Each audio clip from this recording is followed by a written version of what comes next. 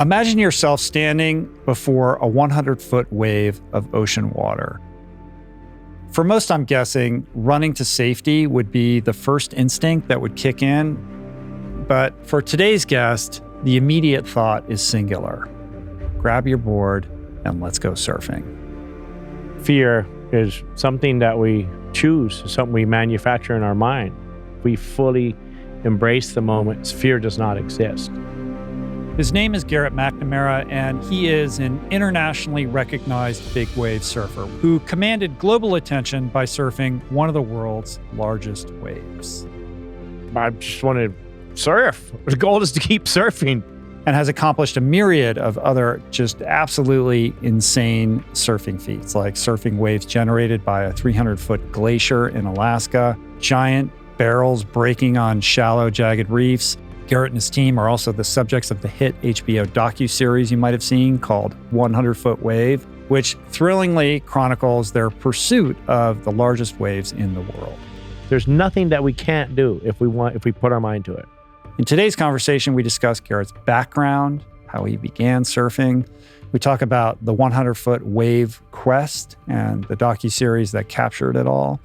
And as an added bonus, Garrett's wife, Nicole, absolutely his partner in all things, joins the conversation at the end to enlighten us on the manifestation spiritual practice she and Garrett utilize to guide their decision-making and execute on their audacious goals. I absolutely love this conversation. Garrett is he's a one-of-a-kind, quite a character, as you'll soon find out. And the exchange with him and Nicole is just one I won't soon forget. And with that, I give you the one, the only, Garrett McNamara.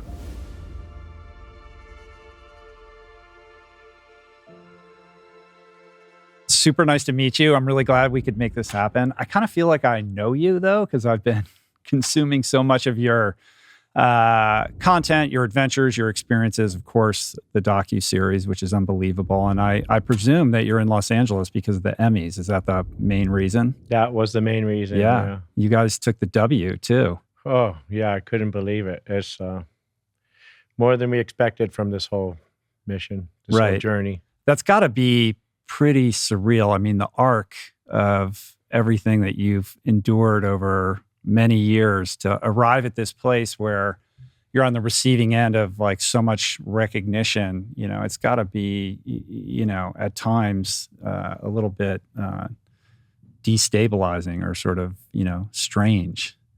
Yeah, it's really, I feel like it's like pinch me, something like, is this really happening?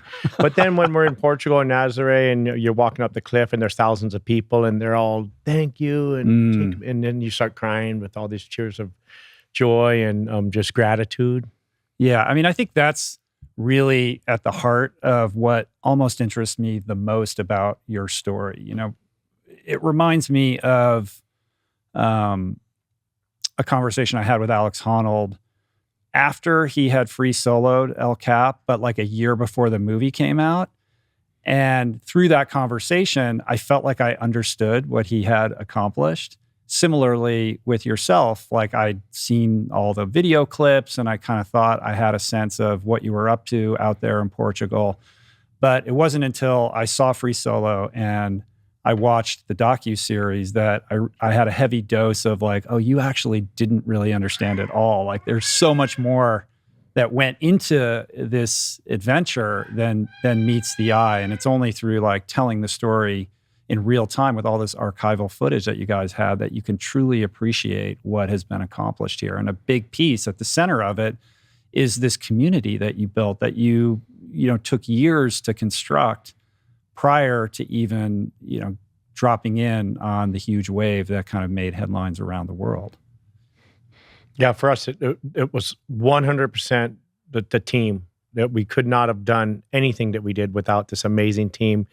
And in the beginning, we were all marching to the same beat with the same goals and desires. And it just was so effortless. And every day was just so fun and enjoyable. And everybody was just happy all day, every day. Yeah. Well, I mean, there was definitely some challenges here and there. There was a lot. I mean, what I took from it was that you really invested. Like, you're like, the only way this is ever going to work is if I build a team and a network and generate community and consensus around this massive goal that I have. And that's by, basically working with everyone in the community there to, create a situation for success.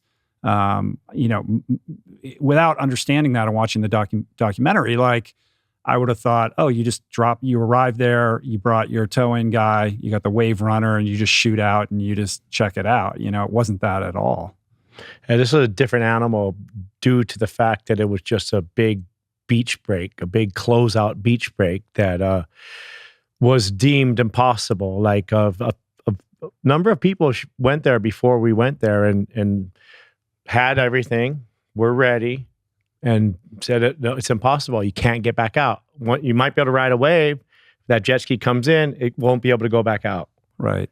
And it was just dumb luck, or I don't know. I don't think it was dumb luck at all. Like I think it was an engineering problem that you took a lot of time to try to solve and figured out like a workaround to make it work. But maybe I want to get into your backstory because it's so, insane. But let's talk about Nazaré right now. Like for somebody who hasn't seen the docuseries and maybe only knows you as a guy who surfs big waves, like let's start at, the beginning when you received this email and this invitation to go to Portugal.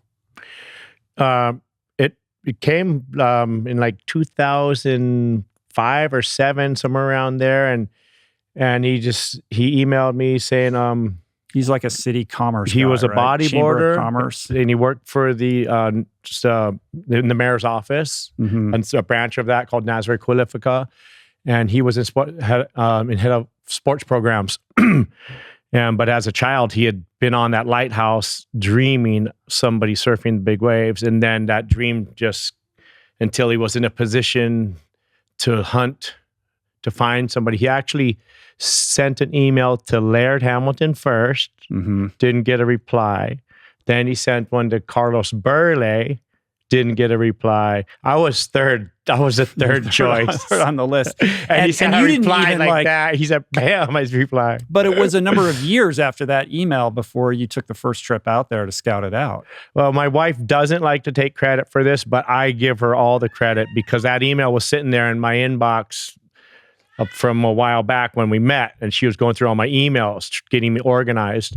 And then she came across that email and she's like, what this? And I'm like, oh, some guys want me to go to Portugal and see if their wave's any good and any big. And the email said, can you come and test our wave and see if it's good and see if it's big? And if it's good and big, can you help promote our town?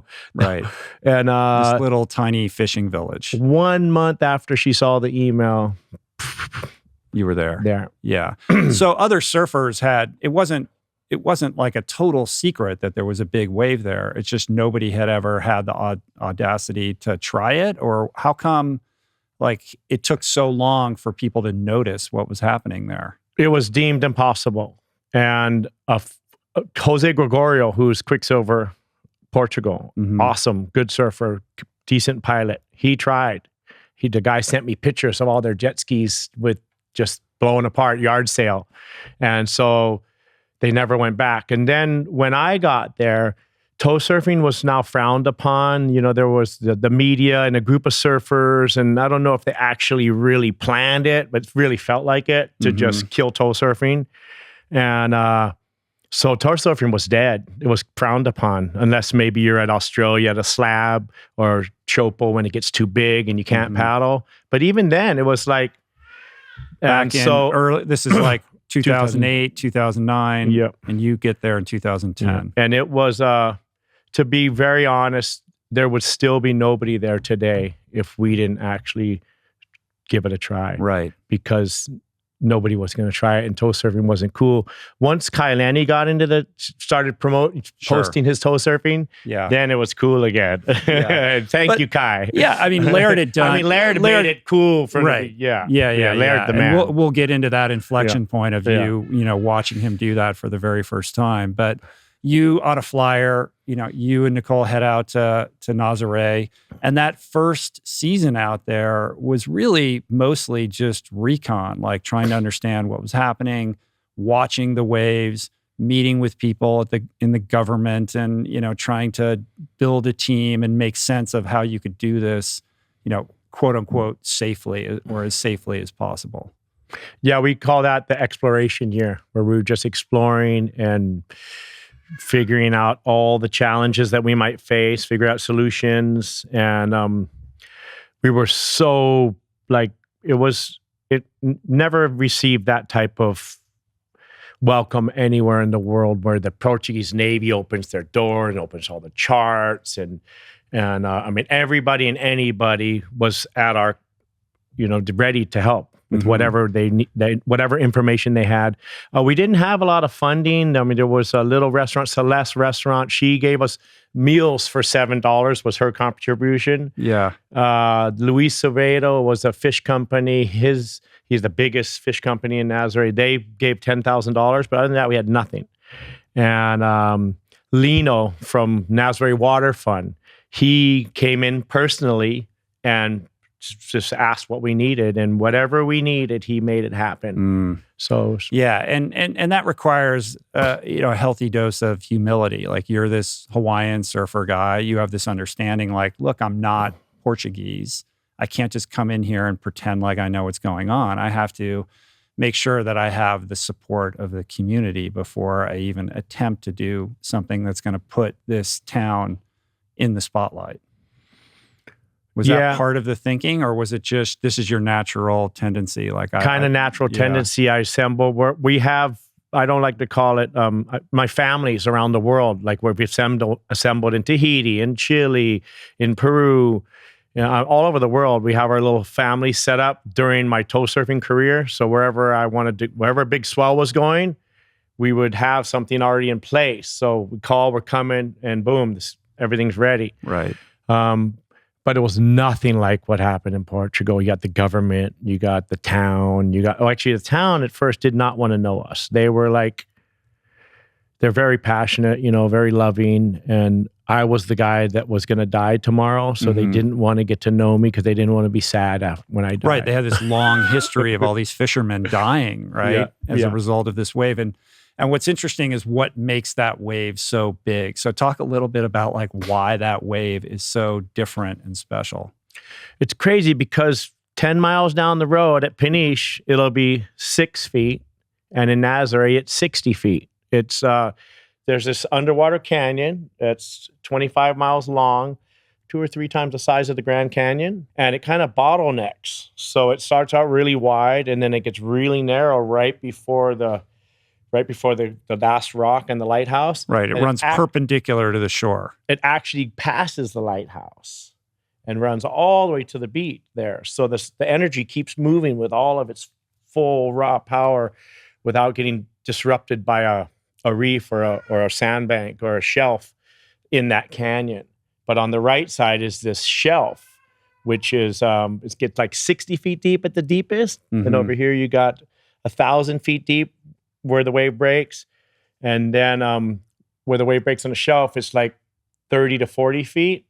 The biggest swells we've ever had might be breaking in the 60 feet deep. But these swells are going slower, or these waves are going slower as they hit the shelf. And the same exact waves goes faster down the canyon. And then they miss each other when it gets to where they're going to break. But then they turn sideways into each other.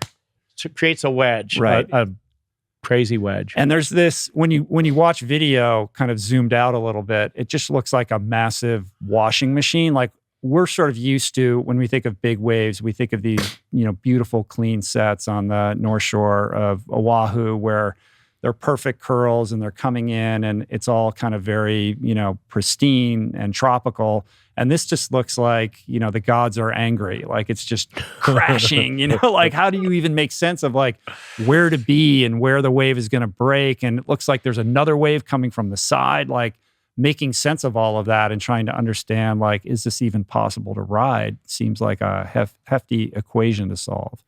I think that's what's most, what we love the most about it. It's never the same twice, and there's always a challenge. There's always, number one, picking the wave. Like, sometimes you have the biggest swell you ever saw coming at you, and you start driving for it, and that cross wave cancels it, and it doesn't even break. It just kind of goes, and there's nothing. And other times it'll be a medium size, and when it hits they wedged perfect, bigger than like 10, 20 feet bigger than you expected.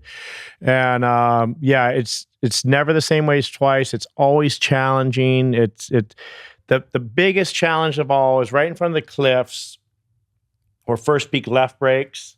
If you fall right there, the water is so foamy and so aerated, and the hold downs are so brutal. And right in there is like a river rip tide just coming out full force. So you have this current pulling out and the wave coming in. And if you fall there, it's almost impossible to come up. When you finally do, the next wave is usually right there. Mm-hmm. There's no time to get you. And if the ski can get in there, you grab the guy and you try to go, in the aerated water, you don't move. So it's like somewhere you never want to fall. And we've had a few people fall there, and they've had the worst experience or the most challenging experience they've ever had in the water. Yeah. What was interesting was figuring out, like, I want to talk about the mechanics of towing into these waves, but what the epiphany was really realizing that you needed an additional wave runner for rescuing the person in case they wipe out, right? Because when they're in that foamy no man's land, you can't even see where they are. And the guy who dropped you off, the towing guy, can't get there, right? Like, it's impossible. So the only way to make it semi-safe is to have two wave runners out there, one specifically for rescue. Yeah, and one of the biggest keys to success is your eye in the sky, your spotter on the cliff, mm-hmm. who is communicating with both drivers. And right. even the surfer, if you have an ear. Yeah, Nicole. Mm-hmm. Well, we started out to have her for safety, but then we're saying, which wave? And she's spotting the good waves. Right. So it is this huge team effort. I underappreciated the skill level required for the tow-in wave runner pilot. Like, that's a whole thing. And, the docuseries does an amazing job of demonstrating, like, how trained up these people have to be and how in sync, like, there has to be this, connective tissue, almost a synergy and unspoken connection between you and your tow-in pilot in order for that to work, right? And then you've got Nicole on the cliff and these other people, and you guys all have walkie-talkies and you're communicating the whole time. You're wearing specialized wetsuits that have inflation in them, so you're not going to get caught in the washing machine underwater for too long. Like, so many precautions and so many team members in order to make this thing operate. Yeah, the inflation is the best invention in big wave surfing. What's even better is the flotation that we put into our suits. Mm-hmm. So as long as you have a little flotation in a suit, whether you pull or if it malfunctions or if it breaks, you're still going to pop up sooner or later somewhere, and we'll find you. But with the inflation, it's just like, yeah, you're coming up. You look like a Michelin Man or like a Marvel character in those things. Big time. And the drivers, what you were asking earlier, I mean, we have the initial tower, who usually is the guy who first responder, but then if everything's running perfect, you have one guy on the left and one guy on the right watching the person surf. Mm. So the driver usually gets you but he can't see usually because it's hard to get to the shoulder really fast to be able to look down. So you have the guy on the left and the guy on the right actually eyeballing, and you have the eye in the sky. So if one of them misses, then the next one comes. If they were going to go left, but all of a sudden last minute went right, the guy on the right got. Mm-hmm. So yeah, those are definitely our lifeline. Yeah, those safety drivers. Yeah. And it's cool. I mean, you're Irish by descent, right? Yeah. And you got initially you have Al, who's Irishman, right? Legend. And then you got Cotty, who's an Englishman. Like, none of these guys are Polynesian or Portuguese or anything like that. Like, all Northern European guys. Like, you're like an unlikely, set aside the age piece, which we're going to get into. Like, you're an unlikely candidate for this whole world to begin with. An unlikely success story. Yeah, starting from Pittsfield, Massachusetts, 100 miles from the ocean. The team, if I could do it all over, I wouldn't change anything. But if I was going to do it the way that would be set up for success, I would have brought Kelly Imamala, my Hawaiian driver. because he doesn't miss ever, and Right. I don't And he even have to comes say in anything. in like your third or fourth year there, right? I know he's in season 2. I'm not sure if he made season 1 at all. Was he in season 1? I think he's in season 1. Yeah. Okay. That's good. Because Cotty was back home for a spell, right? Because he lost his sponsor. Oh yeah, for 2012, he put me on that wave. Oh, and he missed me, which he never does. It was like crazy, the Hawaiian mist. So he flew off the ski. Yeah, right. But I wouldn't change a thing. I mean, Cotty is the most selfless, my favorite person in the world. And then Al Many is just the gentle giant. And the whole team, we were just, and it was easy, you know, because they had a lot of, for lack of a word, they had a lot of respect. They're like, you know, kids, like, oh, what do you, so they actually did whatever I wanted, whenever I wanted, so I could really train them up. Yeah. And really know that my desires were going to be met every time, as long as they were learned and you know, train them up right. They were going to listen and train up how I'd like them to be. And you're very specific in like what you want and what you need. Like, what is the most important, you know, sort of skill set or capacity of the tow-in pilot? Like, what are you looking for? Like, what do they need to have and be? They have to be very in tune with the ocean, very confident, and very comfortable.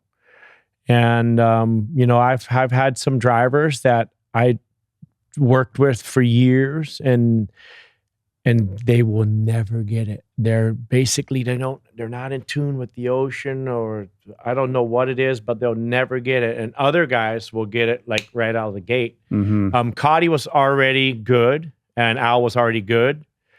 The first day when we towed, I caught this long wave. And I'm not sure exactly how I ended up on the inside, but I was in the inside. He picks me up, and we're flying in. And it's like the first times that we're going to try and come back out. And right there, I was like, it's on. You're good. We're ready. Yeah.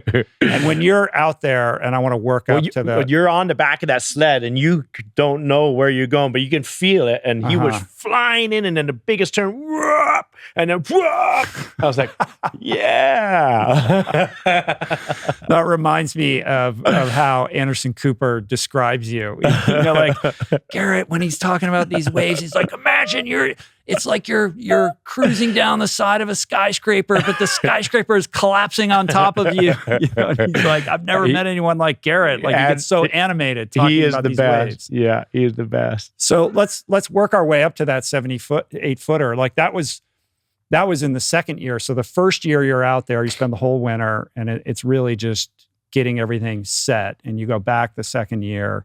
And was there a sense of possibility, like, okay, now we're going to execute. We have all these pieces in place. I have the support I need.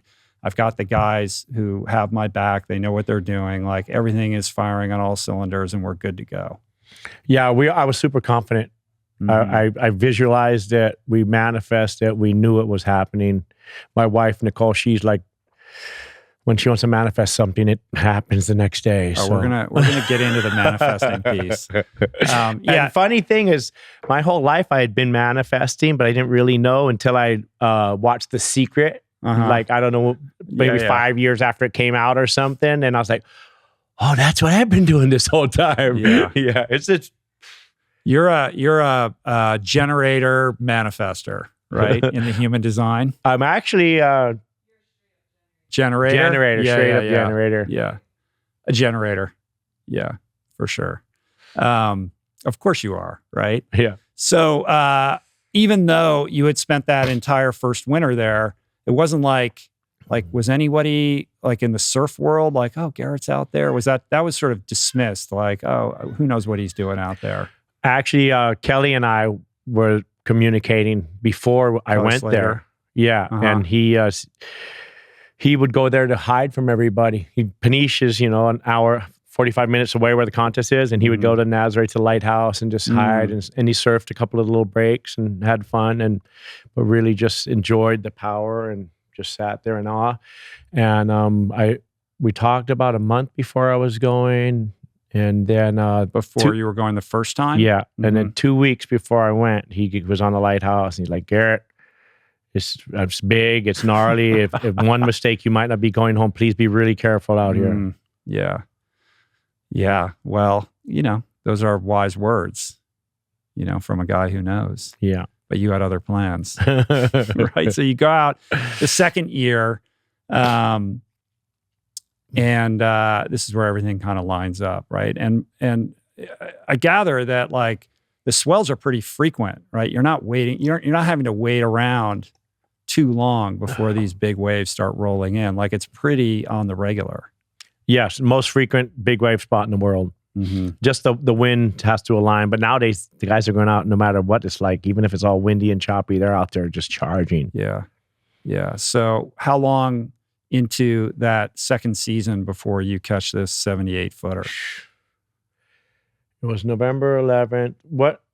Or November 1st. Nicole, do you happen to remember when we actually I think it was pretty quick, wasn't it? From the day we landed till the world record wave?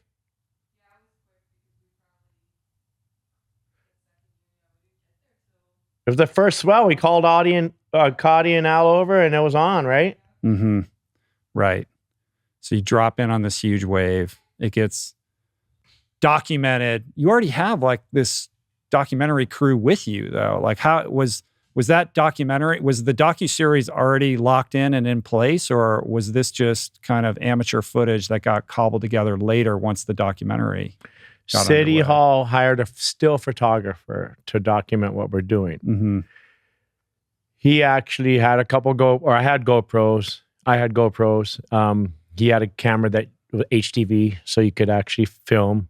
Second I landed, we became friends, and I said, please do not turn the video camera off. Right. So you just have all this footage. Yeah.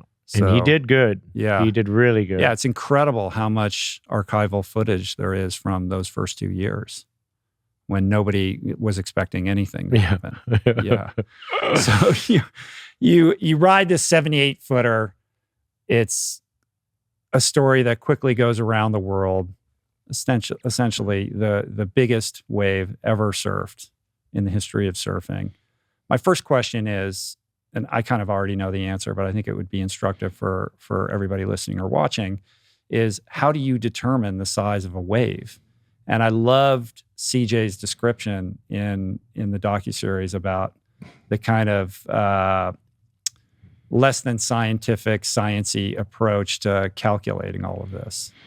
It's literally impossible to get the height of a wave just because of if you got the Google Earth things now and you got these watches and you got everything measuring everything, and it's still pretty much impossible because you got to be able to come out to the flat. Mm-hmm.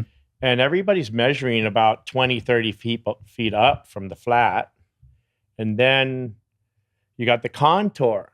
Are you actually measuring the distance of that contour, or you're measuring a straight line straight up? Mm-hmm. It's super controversial, super the finding the top is very easy. But then in the rules, it's where the surfer is. So say it's 80 feet here, but the surfer's over here and it's 60 feet. And then it changes a lot. Sure. But it was where the surfer is on the wave under his feet there instead of the other 30 feet or 40 feet. Because the surfer's not necessarily at the bottom of the wave. Never. We're never actually at the bottom. And the wave could be getting larger as the ride goes on. Yeah. Right? And then you have to take that. So you estimate where the bottom is, where it's cresting at the top. And then you have to measure the size of the surfer. And the surfer is generally in some kind of crouched position. They're not standing straight up, so you can't say 6 feet or whatever. So you have to estimate that, and then you just do multiples of that to calculate it. Like there's no way that you can get an accurate reading on this. And this is something that is completely ephemeral. Like it exists for a moment and then it's gone, and there's no way of going back in time to figure it out. And people's careers are based around it. And they said that they measured my shin bone to get the size of the 78-foot wave, and nobody measured my shin bone. That you remember, right? And then there's the political aspect of it, right? Like who's making these decisions and what are their motivations? Usually it's sponsors in control, but once in a while there's no rhyme or reason. You're just like, but maybe it's continent. They want to sell more in that country or do more with surf in that country. And then other times, I think it's right on the money. The person who wins is supposed to win, but mostly it's politics. But Most is the politics. WSL manages that now, right? So they're independent on some level. Yes. Yeah. That's good. They've grown women surfing beyond. I love watching women surfing now. The level of the surfing. And at first I was like, what are they? They're just trying to grow. Why? But hats off. They crushed it out of the park. Right. And with the tour, they're doing great. With the big waves, it's always a battle with the surfers and their organization. And hopefully someday everybody will see eye to eye and it'll go where it should be today. For toe surfing, should be like the NASCAR of surf. I mean, it could be huge. You get these teams organized, you get these garages, it could be huge, and people could really be, they could be retiring. But right now, one or two actually get paid, and the rest are just hanging on by a thread, working a day job, and so they can surf. Yeah. Well, I feel like that's changing, though. People like yourself and Laird, and figuring out ways of making people interested in this art form and sport is really, creating a larger and larger audience for this. I mean, everybody wants to see somebody surf a gigantic wave, right? As you know, right? So you surf this 78-foot wave, and the video and the photograph like quickly goes all around the world. And suddenly you being this, relatively obscure later in life surfer is kind of foisted into the spotlight. And there's a lot of, commentary around the validity of this whole thing, right? My sense was that the traditional surfing community was somewhat dismissive, like, it's a mushy wave, like that wave doesn't really count, like who knows what's going out in Nazaré, like where, there was a level of dismissiveness initially. Yeah, definitely. Mainly the surfing world. The rest of the world loved it. Sure. Well, we know. What do we know? CNN, it pops up on CNN and you see this tiny speck, like going down this insane wave that looks like, a sea monster, right? And you're like, wow, that's unbelievable. But the main reason it was dismissed, number one, they didn't know or understand, never had been there. Number two, toe surfing was dead, as I shared earlier, so nobody wanted to know anything about toe surfing in the surfing world. Is that true though? Because Mavericks was a thing by now, and people and they were closed the familiar jets. with that. They closed. No more jet skis. Oh, I didn't know that. They turned it into a sanctuary. It still is today. A couple guys go out when it's really big, and safety guys are allowed. But they've closed toe surfing there. But it was challenging, I was calling all my friends, I was emailing everybody, I'm gonna come on over this wave, and then all of a sudden, all this, like, whatever. So my wife was like, once you cross over to CNN, be ready, because now you're in that world. Right. Are you sure you want to do that? And I'm like, I just want to surf. The goal is to keep surfing.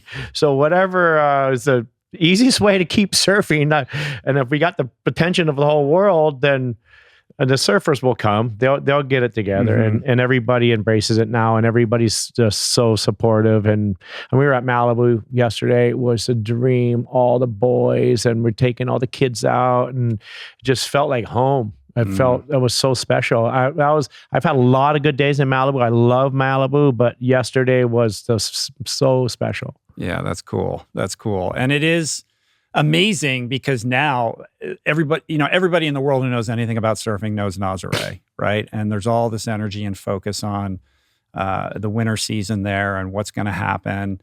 And it really goes back to you. You're patient zero, and you created like all of that out of your imagination and a simple email that drew you there initially. And this belief, this idea that something that had not yet existed was possible. It's cool. It's really cool. Thank you. Yeah, man. So even after that happens, you go back for the third year, and it's not like, suddenly like hundreds of surfers are showing up. The only people that show up, and I can't remember whether that was the third or the fourth winter there, was a handful of these Brazilians. Yeah. They were the only ones who said, we need to go check this out. Yeah, there was a few teams that showed up on their own, and they were all hungry, and it was interesting to watch. It was fun to actually see somebody else ride the wave.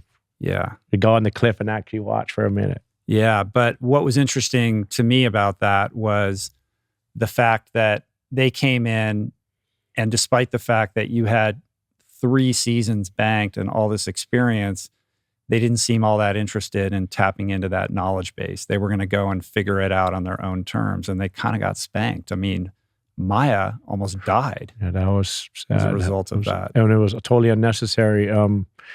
Yeah, it was very surprising. I'm an open book. I love to share. I love everybody to succeed. I don't try and hide things I go, I got the best board and I'm just going to not let anybody have access. I share everything, and I was ready to share everything, but I didn't want to impose. Mm-hmm. When you impose, people don't listen anyway.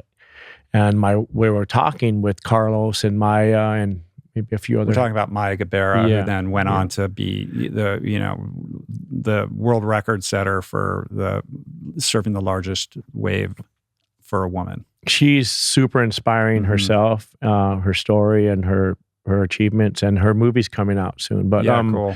My wife says, look, I was leaving, and she grabbed me and said, you got to go back there and tell them that if they fall here, they don't go that way, they go that way.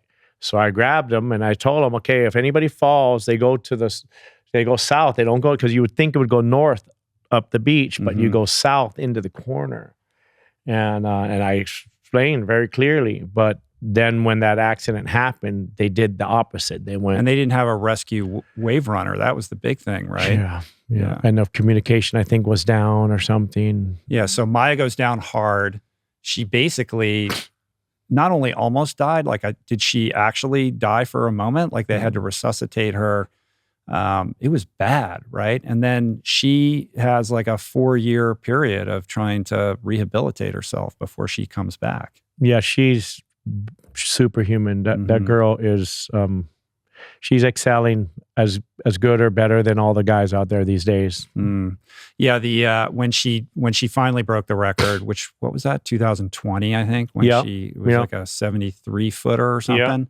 The New York Times article about that was written by Adam Skolnick, who's my co-host here. Oh, on the no show. way. Yeah. Wow. Yeah. So we've talked about Maya. You got to get her on here before. I'd love to have her on here. She's good. She'd be fantastic. And she's very well spoken. Yeah, cool.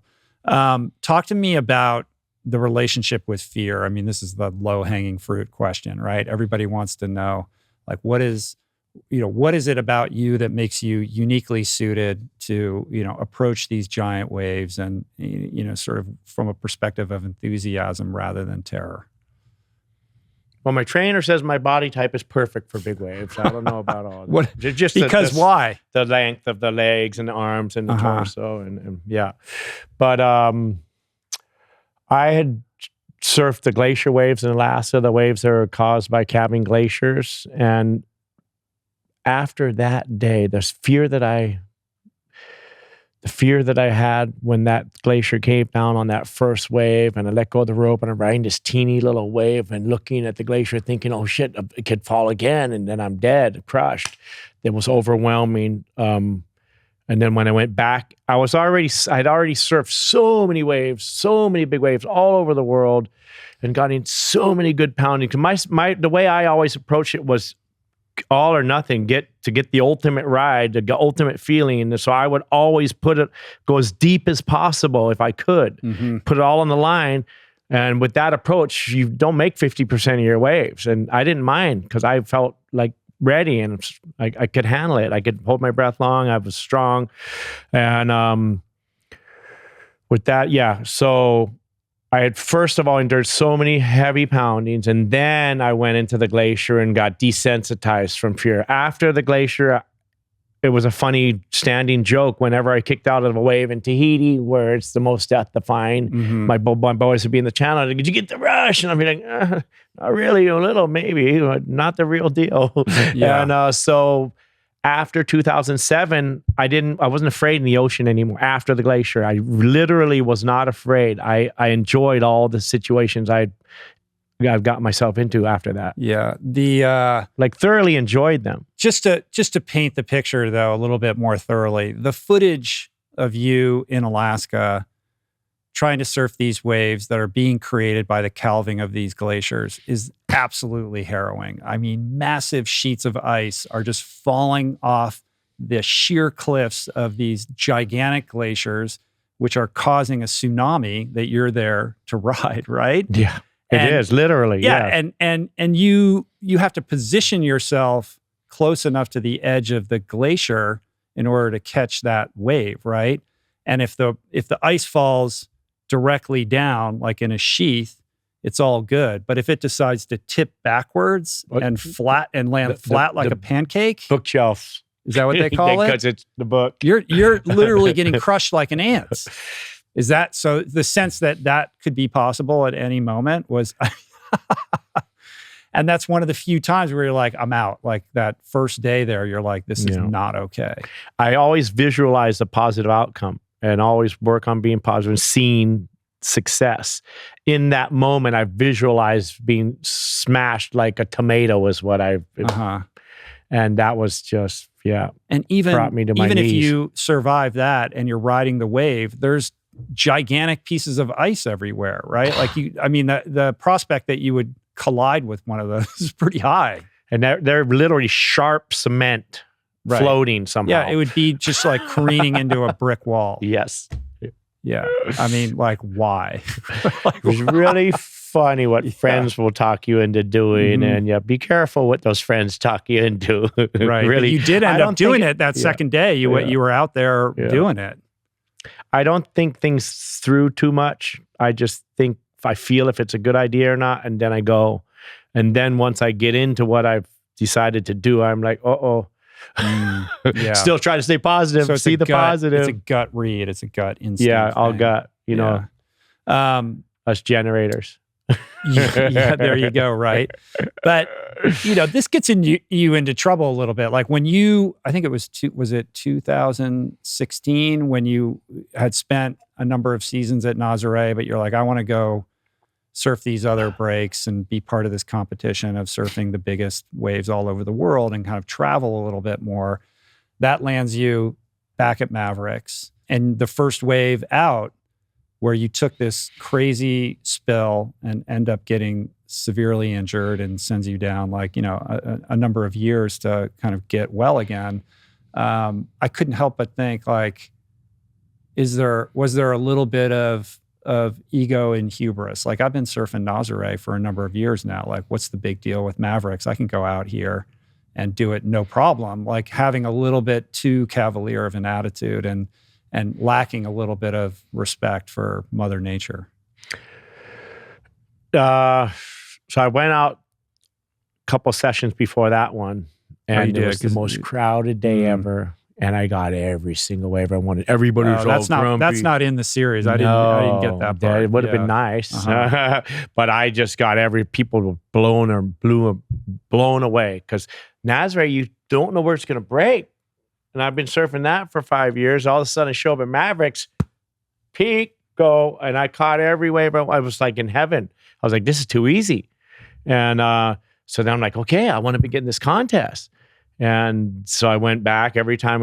I went back 2 times, and then the third time was that January. Okay. Just got back from Nazaré, had a sore neck, going there for the wrong reasons, not for fun, I was going for fun, but I was thinking about getting in that contest, getting invited. How do I get invited? I got to show a good showing. Yeah, they told you couldn't do it unless you showed up at Mavericks a number of times. And I'd been surfing there. Put your reps in. Yeah. So, wrong reason, going there for a contest instead of going there just for fun. Right.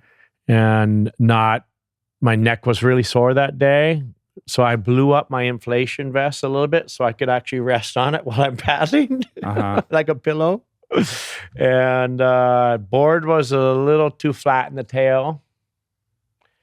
It should have had more rocker. I got these 2 waves that were 60 feet, the 2 previous swells.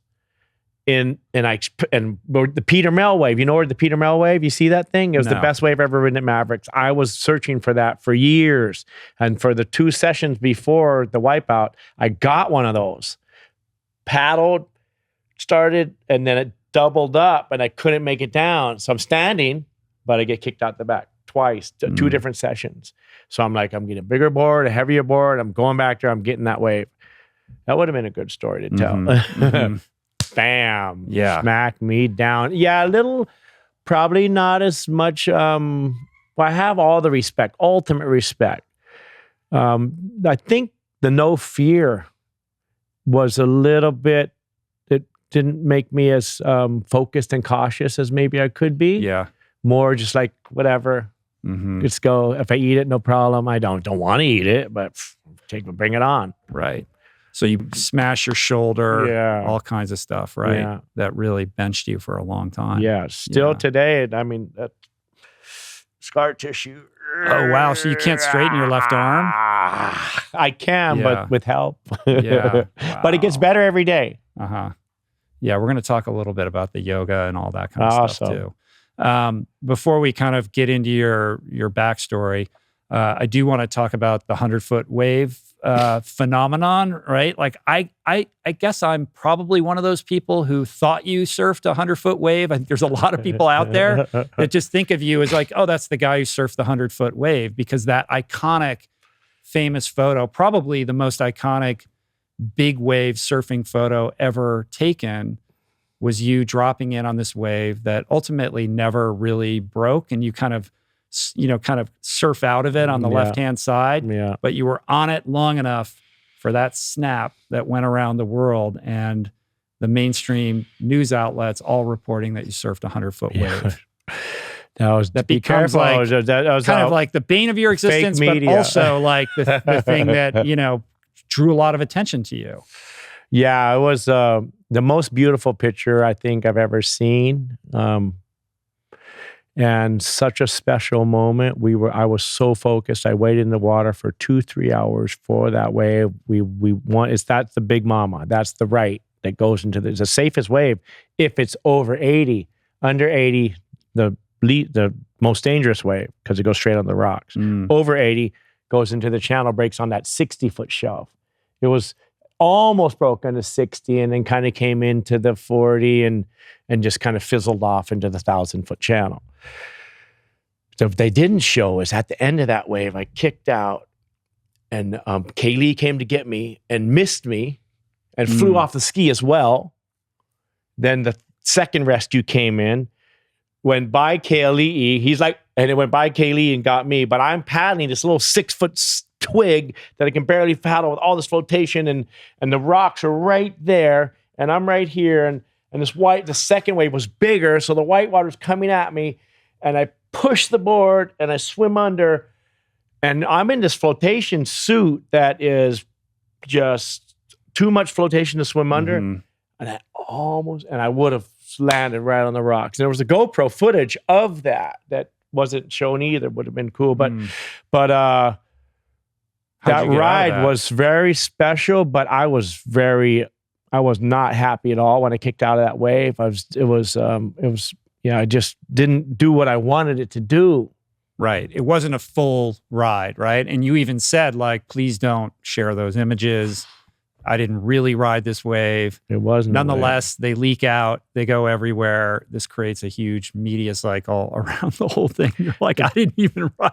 I never said it was a 100-foot wave. Yeah, how did that become a thing? The most challenging part was Surfer Europe. The photographer, Tomane, sent it to Surfer Europe. And Surfer Europe titles it, McNamara claims to have surfed 100-foot. Right. I mean, when you look at it, like, did it measure out to be a 100-foot wave or no? It depends who's measuring. Right. But the top to the actual bottom with the curve, 100% guarantee 100-foot wave. But from here to there, I don't know, probably like 60, 70. So why didn't you fully ride it? Why did you decide to kick out? It just ended. The rocks were right there. Because it wasn't breaking. It was one of those cross ones that don't actually break. The one behind broke. Should have waited for the second wave. One. Yeah. Wow, man, it's crazy. I want to talk about your upbringing. It's so colorful and unique. I mean, you have this, truly original way in which you were reared. I mean, almost feral as a child. So talk a little bit. I mean, you were born in Massachusetts, but you really kind of grew up in Berkeley. Paint the picture of, what a typical day was like for you and your brother. Well, when we showed up in Berkeley, People's Park riot has just finished, and there was a lot of tension in the air, but it was just kind of subsiding. And I was just 1.5, so I didn't really know much except there was like 20 people living in this 3-bedroom house, and my parents would leave anytime they wanted, and I'd be home with some babysitter who's not really a babysitter, just one of the hippies who was hanging out. And so this was the commune house that your mom started. In Berkeley, it was the gathering to get the commune people right, because the commune was in Sonoma, right? Berkeley. Yeah. I mean Cazadero, yeah, Sonoma County, yeah. So your mom inherited some money. Yep. And that was the goal, I'm going to build a community, a hippie community. Exactly. Yeah. And she did really well. I mean, we had some professors and there was people studying us, and it was a really good group of people. They were very free-spirited. Everybody was running around naked, taking whatever drugs they felt like taking that day and doing whatever they felt like doing on that day. And it was super. I really enjoyed those times. It was just, we were free. And my wife always says, you were basically free from 1.5. They found me a mile down the road, Stoppard's boarding school, upstate New York. They found me a mile down the dirt road, getting ready to enter the highway in my diaper. And the cops pulled over, grabbed me. Yeah. And they called the house, and they're like, "Oh, you guys missing a girl?" And my mom, girl, no. And then she looked, "Oh, that's check the diaper. Oh, yeah, it was a boy. How's my Garrett? Bring him home." I just disappeared. But she was always busy and didn't really, we let her watch our kids once in a while. And we'll watch from the window, and she'll be going that way, and the kids will be going, oh. Yeah, there's another word for that. That's less kind. It's crazy that, in today, child services would have been called, and that might have been that between you and your mom. It's pretty neglectful situation. And I don't think she wasn't neglectful. She was just very self-absorbed. Right. There's another word for that too. It's interesting. My sense is that your mom, whether it's narcissism or neglect or just being consumed with her own quest to, find meaning in her life or find God or whatever it is, you and your brother just didn't, really find your way onto her priority list in a healthy way. And every time you kind of characterize your childhood, because I've listened to a number of interviews with you, you're always painting it in bright, colorful language. Like it was fun and we got to do what we wanted. And, I have joyous memories of all of that. But Nicole's like, yeah, that's, there's another version of that story. Like to me, like this is a traumatic experience that it seems like you found a way to compartmentalize or to process in your own way. And maybe that comes out in your surfing and in your, quest for adventure in these various ways. But I would imagine it was very difficult with all the, adventures that you went on with your parents. Yeah, the 100-foot wave shows a bit, and it's interesting. It's my favorite. Number 3 is my favorite with all that craziness, but it's nothing compared to what we went through. It barely scratched the surface. And then the book, the Hound of the Sea, it shares a little, but it's nothing. It scratched the surface. So when the feature film comes out, I was going to be... is there a feature coming? I don't know. I'm a generator. So I can't go and add. But if somebody comes to me and wants to do a feature film, I'll definitely entertain it. But they don't understand what's the stories and the craziness. And just, I mean, it would be kind of, if we did it right, it would be like R to the max and just whacked out, and people would blow their mind. So what is it about it that hasn't been told? I mean, there's this community in Berkeley. Ultimately, there's this commune in Sonoma. At some point, this isn't doing it for your mom, and she wants to go to Mexico. Your dad wants to stay. You go with your mom. Your brother gets left behind. You end up on all these crazy adventures down. You get left. Did you get you got left with a family and a Mexican family? Yeah, a Mexican family. Don Pepe and the family. Because your mom was off on her own, going to pick up money. I think she was going to get money, or I don't know what she was doing. She was always trying to figure out how to pick up money from the inheritance at some bank or somewhere, and then always doing something. Yeah, there was a lot of times when we got left with different people. Mm-hmm. But that was, by your recollection, like a stable, healthy environment when you got left with that family. That was, it was really good experience. There was animals, and you could have stayed there. I loved it. They were just beautiful Mexican family that had a ranch, and so I guess she felt really safe. She would, I have to give my mom a lot of credit. She moved us to Hawaii. She gave us our free spirit. She loved us. She would play music, sing, put us up. I mean, she was good overall. It was very unconventional, but yeah, she was loving, and she was my wife now is a polar opposite. She is 100% present all the time. And so I got, I think that's what really attracted me to her, is that I was always looking for my mama. Yeah. Well, you could have very well ended up marrying a version of your mom. I mean, that's what a lot of people do. They seek out that same kind of relationship again, and the pattern repeats itself. So it feels like you course corrected here and found the healthiest type of relationship that you could to kind of mend that and, sort of arrest the repetition of that unhealthy cycle. I just had the podcast that just went up this week is with this guy, Dr. Gabor Mate. I don't know if you've heard of him or followed any of his work, but it does sound familiar. He became prominent for his work around addiction and recovery, and this thesis that he has that most addicts or addictions can be traced back to unresolved or unhealed childhood trauma. And he's sort of more currently extrapolated on that thesis to say that so much of what ails us, whether it's physical or mental, can be traced back to unhealed trauma. And that discussion around trauma and how it manifests in our lives and later in life in terms of like behaviors that we perpetuate or relationships that we get involved in, I think is really profound. And one of the things that he helped me reckon with is this idea of separating, like when you look at how you were parented, right? Like, I love my mom and my dad or whatever, and I don't want to say anything bad about them, but he was able to help me understand, like, you're not vilifying them. Like, they did the best that they could. It doesn't mean that they're bad people, but that also doesn't mean that you didn't incur trauma because of decisions that they made about how they parented you. And I feel like you're protecting your mom, and maybe there's an opportunity, a growth opportunity for you to really get into some of what transpired when you were younger in a way that you can make peace with it, that would make you feel more whole.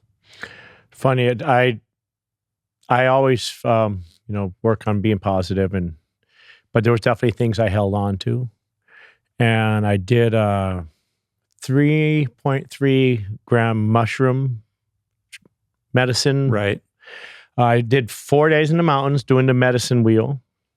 It's a book where you go through and work on all these different things that apply to mostly your past. And then you go to do the mushroom. The medicine isn't required or necessary. If you do the book, you can do it in your living room. Better to go to the mountains and away from everybody. That's what I did. But then I did a 3.3 gram journey. I let go of everything, said thank you to it all. It's like, yeah, I'm so, feel so light and so good. And and none of it is holding me back or taking me down or weighing on me. It's all, I've had a nice conversation. Thank you. Not serving me anymore. Love you. That's great. Good for you, man. Did you do that under supervision or just read this book and decided to do a DIY trip? A good friend of mine, Eric Nice, he shared the book with me, and then he flew over and guided the journey. Right. Wow. How long ago was that? 3 months ago? What, 3 or 4 months? Oh, it's recent. Wow. Wow. But that was a breakthrough for you. Oh, visiting all these things that are just stuck, letting them go, loving them. Choosing to love them all was the key. Choosing to love all those situations, all those challenging moments, all those life experiences that you might categorize as like, I love you. Thank you. Right. You got me where I am today. I love you. Thank you. I wouldn't be right here now. That's true. All of these experiences have cohered to create, this incredible hero's journey that you've been on. Prophets walk among us. As a writer and podcaster for nearly 10 years, I've become more convinced than ever that our world is populated by scores of beautiful and brilliant people who have amazing stories to share. Those that we don't know, who can teach us something new and leave us all the better for the experience of their sharing. And so I've dedicated my career to tracking down the most compelling prophets on the planet, going deep with each of them on my podcast to elucidate the best of what they have to offer and to sharing the insights gleaned for the benefit of all. But the podcast is not the only medium by which to share their stories, which is why I'm proud to announce the release of my new book, Voicing Change Volume 2. More than mere words on paper, Voicing Change is a physical manifestation of the magic, inspiration, and timeless wisdom that transpires each week on the Rich Roll podcast. The first edition of Voicing Change was a beautifully rendered book worthy of display on any coffee table.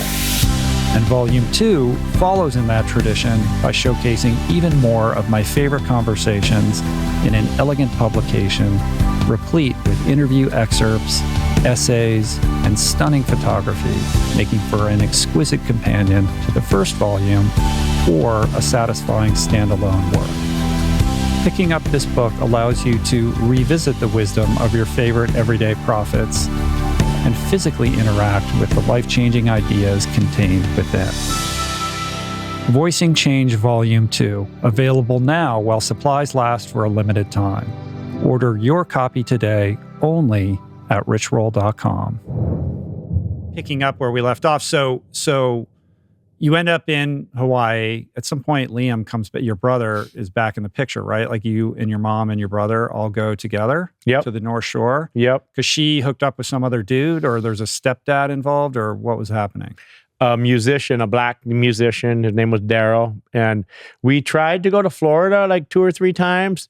First, when we jump in the car, you place an ad, somebody, okay, yeah, come drive with me. Some whack job, like weirdo. We jump out quick, like a couple miles down the road. I think this happened twice, going to Florida. And then, we're going to Hawaii. All of our friends throw this big party for us. Oh, sorry, we can't go. Finally, Daryl actually gets us to Hawaii. Through Daryl, we got to Hawaii. And we end up on the North Shore, and probably we're in Hawaii on the North Shore, but we're in the least desired spot called Cement City. Right.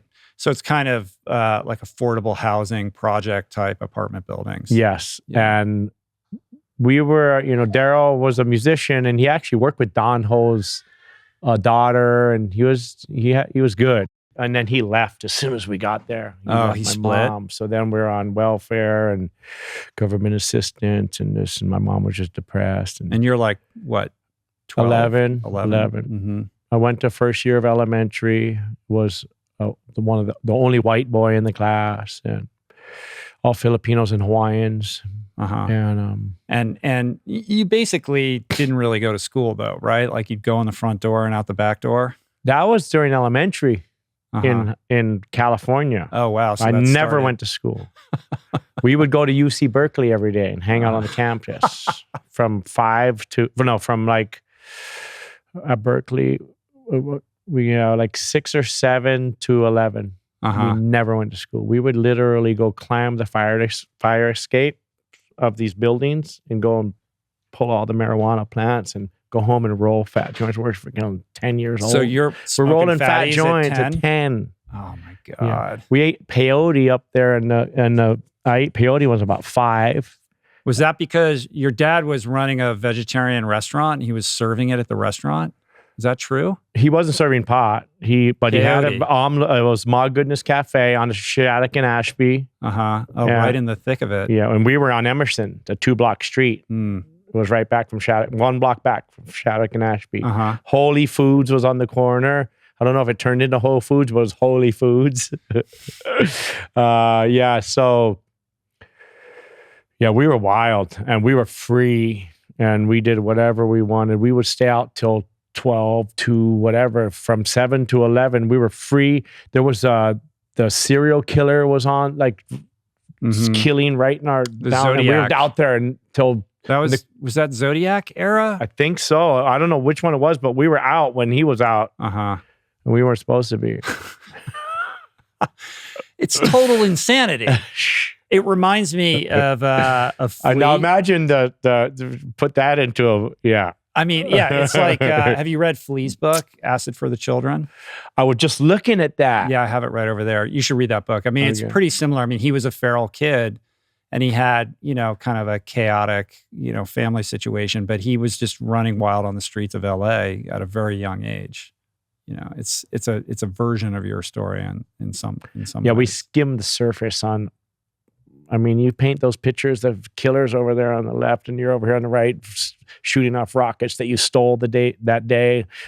Right. All right. So you're in Hawaii, elementary school. So at some point, a surfboard gets introduced to you. I mean, you're on the North Shore. It's almost inevitable that you're going to end up in the waves. We were super lucky. Normally, a haole who enters a school, you're going to get beat, and it's not going to be fun. I got super lucky. First day of school, I had a fight with this one guy and got him good. And then the gnarliest guys in the school came and we were best friends and we made a gang. We had our leather jackets. It was funny. And then the principal calls in the office and says, "Oh, no gangs in my school," takes our leather jackets. But sorry, the question, where were we going? Surfboard. Surfboard. Mom goes to a garage sale and buys a board for $15 and brings it home. And that was our board. It was like 12 feet long, about 50, 60 pounds. And I think in the book, it says we found it in the bushes. Yeah, there's a lot of different. My brother said that my brother remembers everything. My brother Liam. And it was like a love at first sight type of deal, or what? How did the relationship with surfing kind of flourish from there? Well, the first encounter was with our best friend Butchie Boy, and his dad had a bunch of knee boards. These beautiful artwork on these knee boards on the wall. And then it was his birthday, and he said, "Oh, come, we'll go surfing. My dad's knee boards." And we went out, and we weren't about to stay on our knees, so we went straight to our feet.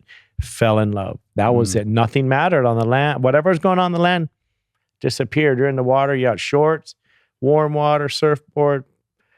You're just in heaven. It was just too good. It consumed us and became our passion, became our love, became my everything. It was took Liam a few more years. He loved baseball.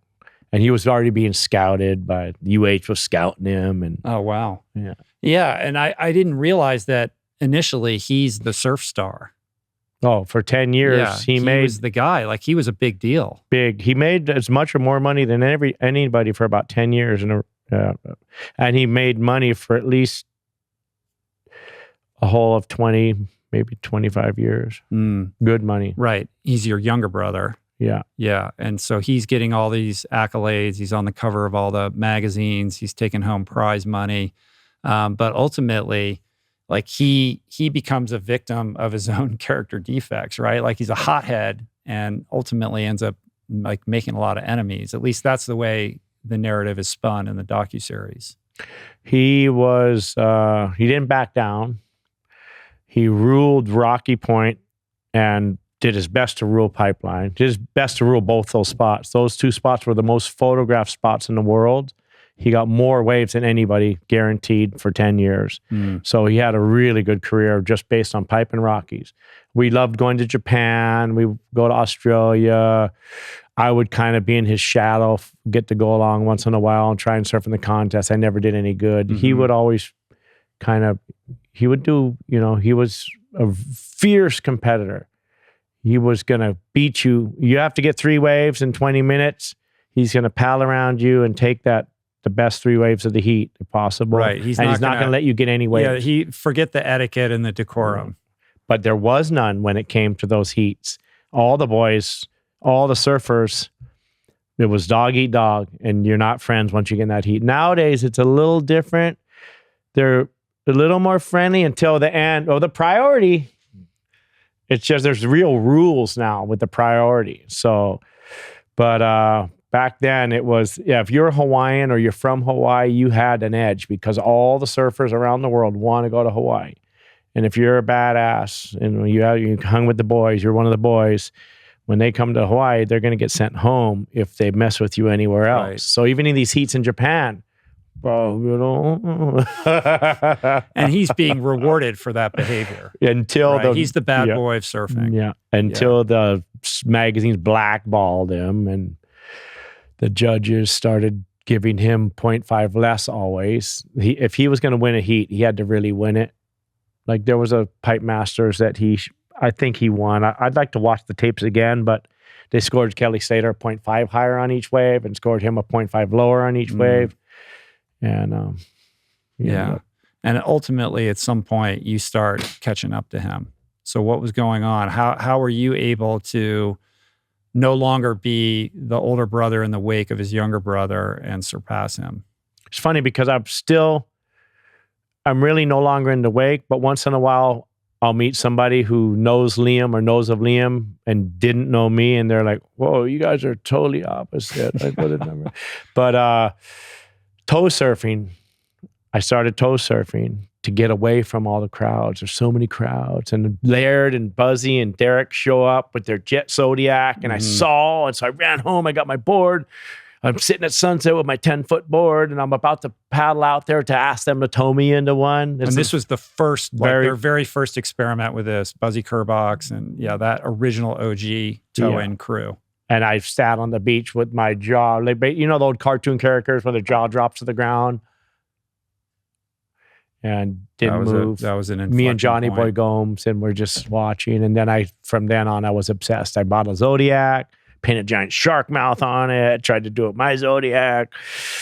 It was, and then my friends got a Sea-Doo jet boat. Charlie Walker and Dawson Jones got this pontoon jet ski with a pontoon, basically. And they brought me in, and that was it. That was it. So it went from, I'm never going to be a big wave surfer, that wasn't cool, to it's all about big waves now. Well, no, I actually was till 16, I was scared to death of big waves. I was not going to surf a wave over 10 feet face. And then after 16, I fell in love with big waves. A friend made me go out when I did not want to, and gave me the right board, gave me the right advice, and I got every wave I wanted. So I lived for big waves from that day forward. But it was my career was based around Japanese sponsors pretty much, a couple of USA sponsors. And then I loved big waves, but there wasn't much there for a big wave surfer. There wasn't really these soul surfers or free surfers, but I like to call it soul surfer. And I made a little money, like $500 a month, maybe $1,500 at the most for all these years. I had to rent rooms to pay the bills and in my house. And then toe surfing was to get away from everybody. And all of a sudden it became this cool sport that actually everybody was interested in. Because, all of us have had an experience in the water, a traumatic experience in the water, whether it's a bathtub, a lake, a river, an ocean. Sometime throughout our life, all humans have had a traumatic.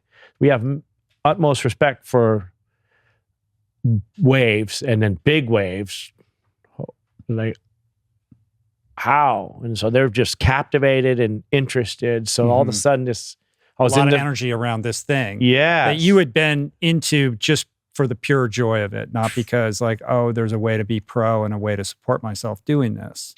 So you become the guy who's working to live, right? Like it's just, I got to make enough money so that I can go surf the waves I want to surf. The money was more for the family. When I got the job, when I got the store, it was just kind of like, you got kids. It was just to stay home and take care of the kids and hopefully take them all on a trip. Right. So you open up this store on the North Shore. Was it a surf shop? What kind of store? Yeah, it was called Epic Sports, and it was a surf shop, but it was there was a little bit of MMA stuff in there. The Bad Boy was my partner and sponsor. And that's between, how old are you during this period? I was 35. Yeah, I think about 35 is when I actually. Oh wait, was 35 was when I closed the store. It was 32 to 35. Right. So for 3 years, okay, I'm not going to go work in a cubicle. I'm going to be a little bit of a small business entrepreneur. At least I can control some aspect of my destiny. Oh, I was creating an epic empire. It was not going to be small. Oh, really? It would be huge, worldwide. Right. So this is franchises of this store all over the world. Yes. Surfing meets MMA. Yeah, Epic Sports. All right. But quickly you become a bit of a working stiff, right? Who's like driving by the waves on the way to work and kind of living this life of quiet resignation. Yeah, I gave up on my passion, opened that store, and quiet was the word. And you're doing what you need to do to support your family and pay the bills and, be responsible adult. That's what I thought, but it definitely brought me to become somewhat depressed. And just because I would drive by these perfect waves every day going to work, and I'd be like, I'm going to work, and I'm going to wave. Mm-hmm. Yeah, I see a lot of myself in this story. I mean, the facts of my, narrative are quite different, but, I had my version of that, like at 40, this existential kind of crisis about what I was doing, how I was spending my time, the choices that I had made about how to make a living, and just being deeply unhappy with all of that, but also feeling very confused about how to resolve that, right? So walk me, in your version of this story, like what was the tipping point, or what occurred to lead you to this place of saying, I can't do this anymore. Like there's something else, something bigger, something better out there for me. If you don't mind, I'd like to know your tipping point. Well, I'll give you this book, but mine was, mine came in the form of a little bit of a health scare that coincided with this, kind of low grade depression about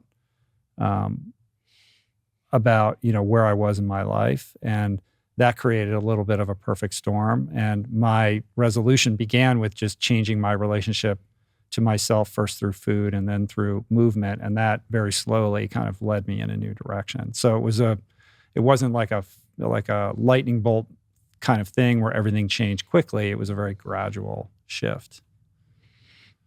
Well, interesting. I'm going to get that book. Yeah. I got if you sign it for me, I'll really. I'll definitely do that. This is about you, bro. Okay, so driving to the store, perfect waves, got to go work. That was where it was like, and I started drinking coffee at 35 or 33. When I opened the store, the first time I started drinking coffee. And meaning, like, for the first time in your life, you needed something external, exogenous to excite you or give you energy. Yep. Whereas prior to that, you never needed that. Nope. And so we get to the store, and I remembered, okay, I wrote a business plan for this store. I got that business plan for dummies book and had made a business plan for the store. And I'm like, oh, let's see if we can do that to keep surfing. So I put on the keep surfing, the goals, win the Eddie, win the Jaws. How do I do that? I eat the eating program, the training program, the manifesting, visualizing, and did that from that day since I wrote that plan, and focused. Put so much time and energy. I put it on the refrigerator. I put it in the car. I put it in the bathroom mirror. the map, the blueprint to achieve these goals. And so there was clarity, though. You knew, okay, I got to get back to surfing. How am I going to do that? I've got a family. I've got bills. Well, Jaws, Eddie, those are contests with prize money, right? So the quickest way to put money in the bank account is to win one of those. How am I going to win one of those in the short term? And then long term, it becomes about sponsors and all of that, right? So is that what the business plan looked like? Like, I'm interested in, like, what were the line items, in the business plan, and how did those translate into sticky notes with specific goals or mantras that were going to lead you in that direction? It was the winning was everything, because with that would come the sponsors and the partners. Mm-hmm. And did you have a history of winning competitions where you knew that that was a feasible possibility, or was that more like a pipe dream to win a big contest? I've been surfing Waimea more than anybody up to the store. I'd been towing. I was real confident that I was going to win. I knew that Eddie, I was winning. There was no doubt in my mind. And the Jaws, I thought I could win that as well, until I went there after writing my goals. I went there for the first time. They called the contest on, and it was windy and small, so they canceled it, but we went out and towed it for the first time, and it was terrifying. So powerful. And I was like, oh, Jaws yeah, I'm winning the Eddie. I just want to come home in Maui at Jaws. I just want to come home. Right. So for people that don't know, Jaws is the huge wave on Maui. It's the one that Laird kind of made famous. Totally, Laird and Derek and Buzzy. This was at the time when it was all about Jaws, right? Because Laird was there, and that was the Nazaré of that moment. Yes. Yeah. And Eddie is North Shore, Oahu. So that's your backyard. That's literally I can see it from my front yard. So it would make sense. Oh, well, Eddie is probably the better opportunity for you because you know it so well. Contest day arrives.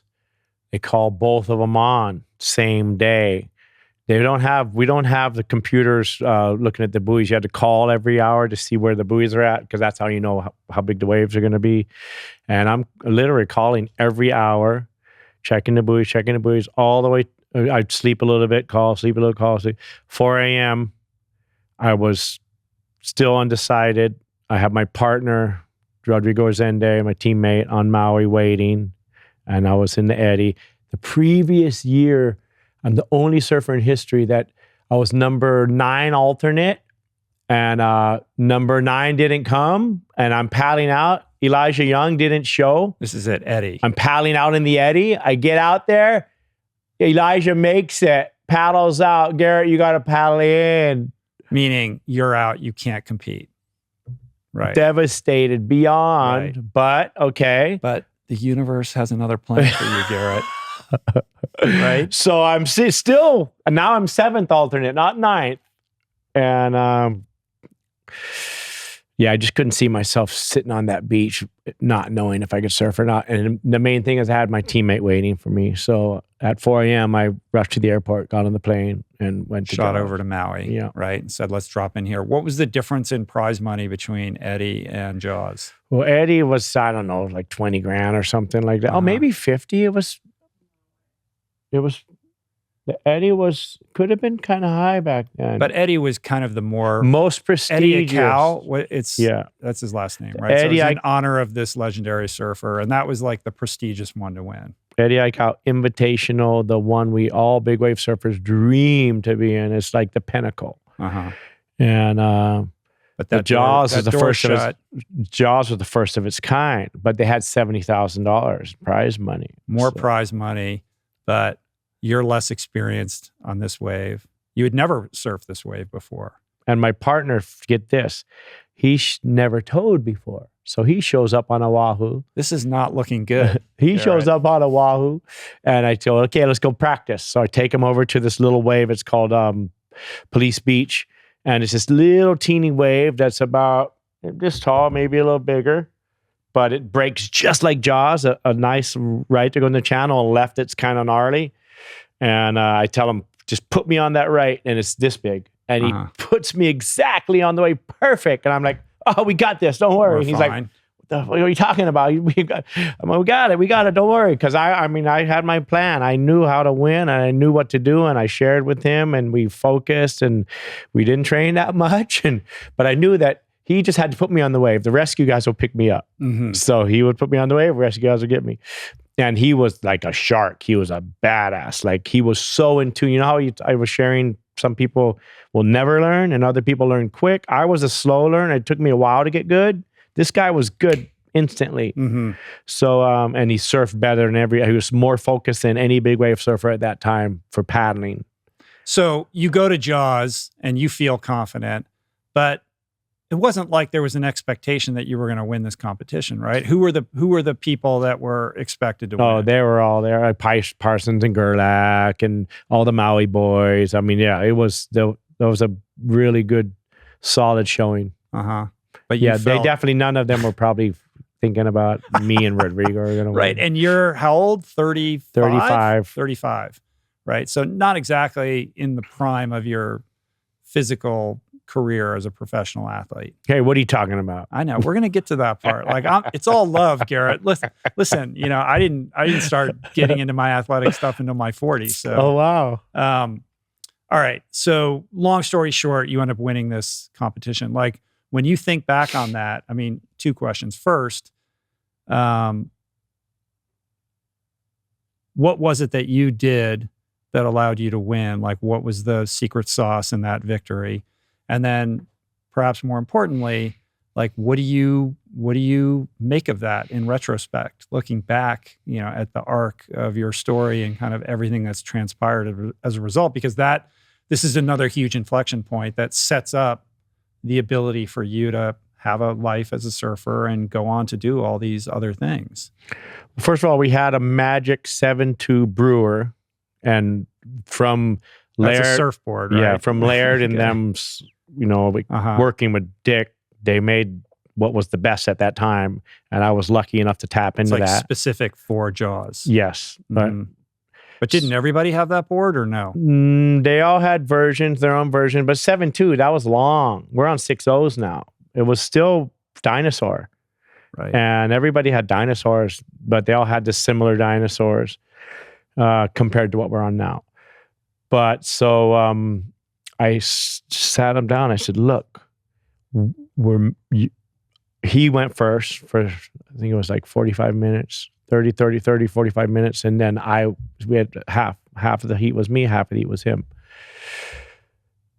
I said, look, you make 3 waves no matter what. I'm putting you in a safe enough spot so you can make the waves. I was a really good driver already, so I put him in a safe zone so he could make the waves.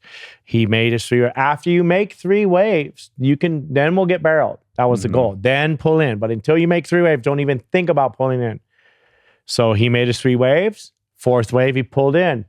It kind of clamped on the top, and I went in to pick him up, and he jumps on the sled, and this wave is coming, and it's all foamy, and the ski's not going, woo, woo, woo, like stuck in mud. And this massive wave is coming, and then the selfless guy that he is, he was already beat from that first one. He was tired. He pushes the sled as the wave catches us, and then the ski goes up 10, 50, maybe 20 feet high. I'm up there, and I'm just like, it's done. There's no way you can come out of this. But I got my feet in these foot straps. I got my hand on handlebars. My number 1 first sponsor ever, it was his jet ski by chance. He let us use it. And I'm about to bail, but I just kept holding, and it flew me out in front, landed, bop. I mean, that was the hand of God. If there ever was a hand of God, that was it.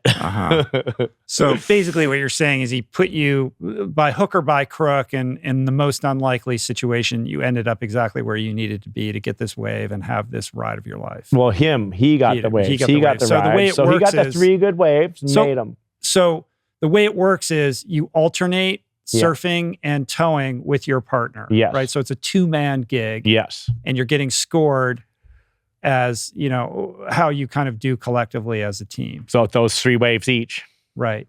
And then the purse you split? Versus, or it depends on what you agree on. You know? I won't ask you whatever that was. It was split. It was split. And ultimately, you end up becoming victorious in this event in an unlikely way. I'm sure people were surprised, like this 35-year-old guy who had seemingly retired suddenly is back. What did the surfing world make of that at the time? Not much. No. They swept it under the rug. And they kind of made it like Parsons Gerlach. Liam's brother had kind of a thing, but like we don't need to pay too much attention to that. Well, plus I'm Liam's brother. Yeah. But Parsons got the best wave of the contest, this crazy wave, and made it. And they just really pumped that up in all the surf media. In Brazil, it was a big thing. Just Brazil. Me and Rodrigo won. Studio Mega's the sponsor. Global TV, the biggest network. It's going on prime time. So I was huge in Brazil. The rest of the surfing world still didn't really know much. And the sponsors didn't start flying in. Mm-hmm. And I thought to myself, okay, well, now I'm going to Tahiti and I'm going to go get something big there. And we went and I got a cover on Surfer. And then because I won the contest, they knew it was the word, but nobody, who is this? Then I go to Tahiti, get this freaking incredible wave that graces the cover of all kinds of magazines all over the world.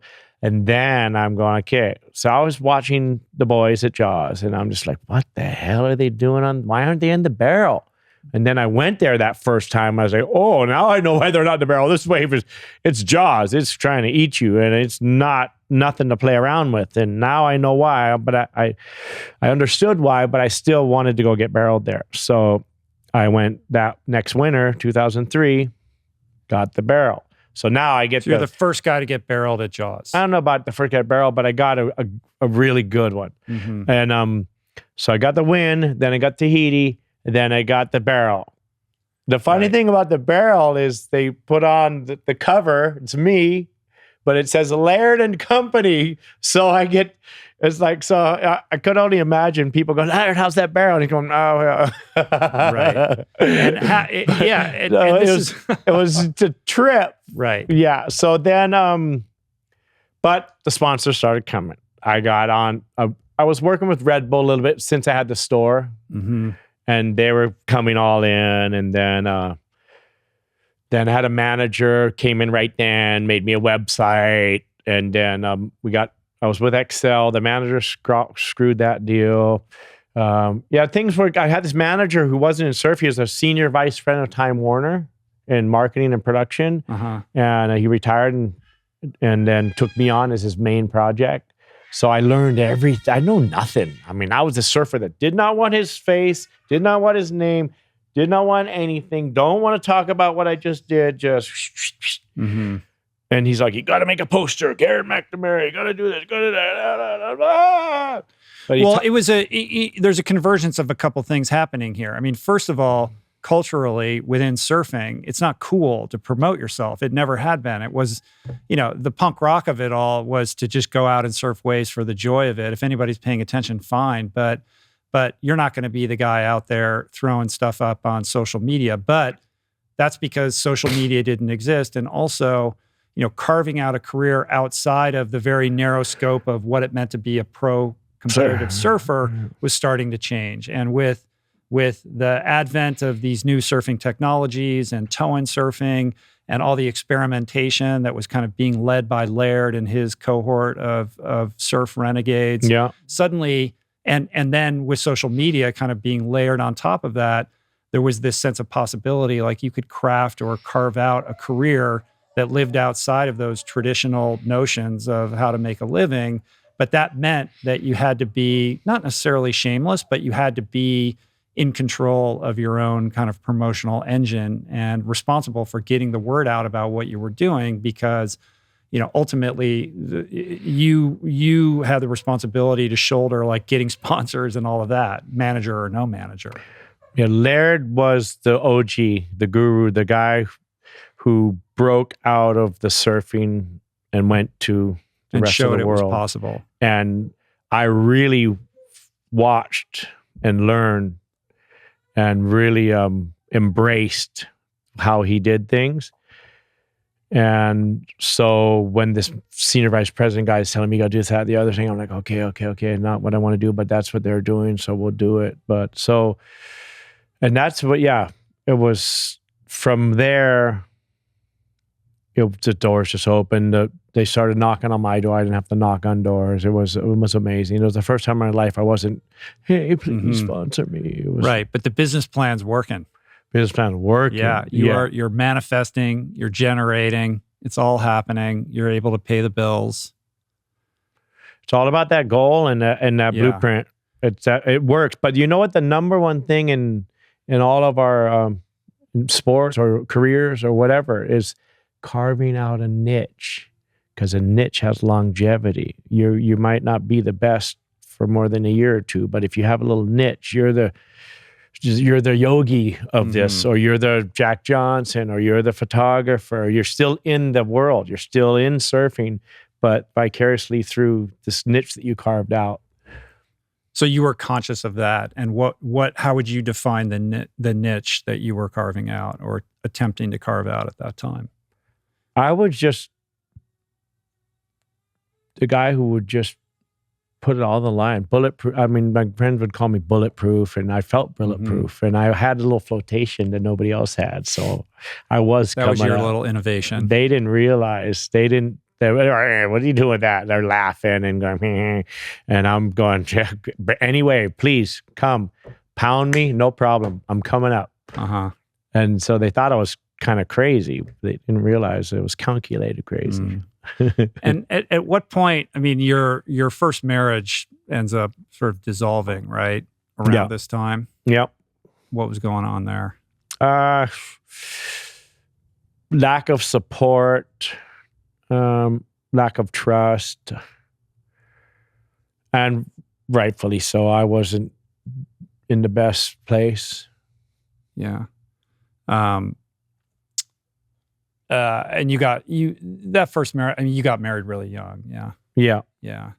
And what's your relationship to like drugs and alcohol and all of that? I mean, you had this crazy childhood where it seemed like it was omnipresent, but did you grow out of that, or was that still part of your world at that time? I smoked pot from 12 to 22.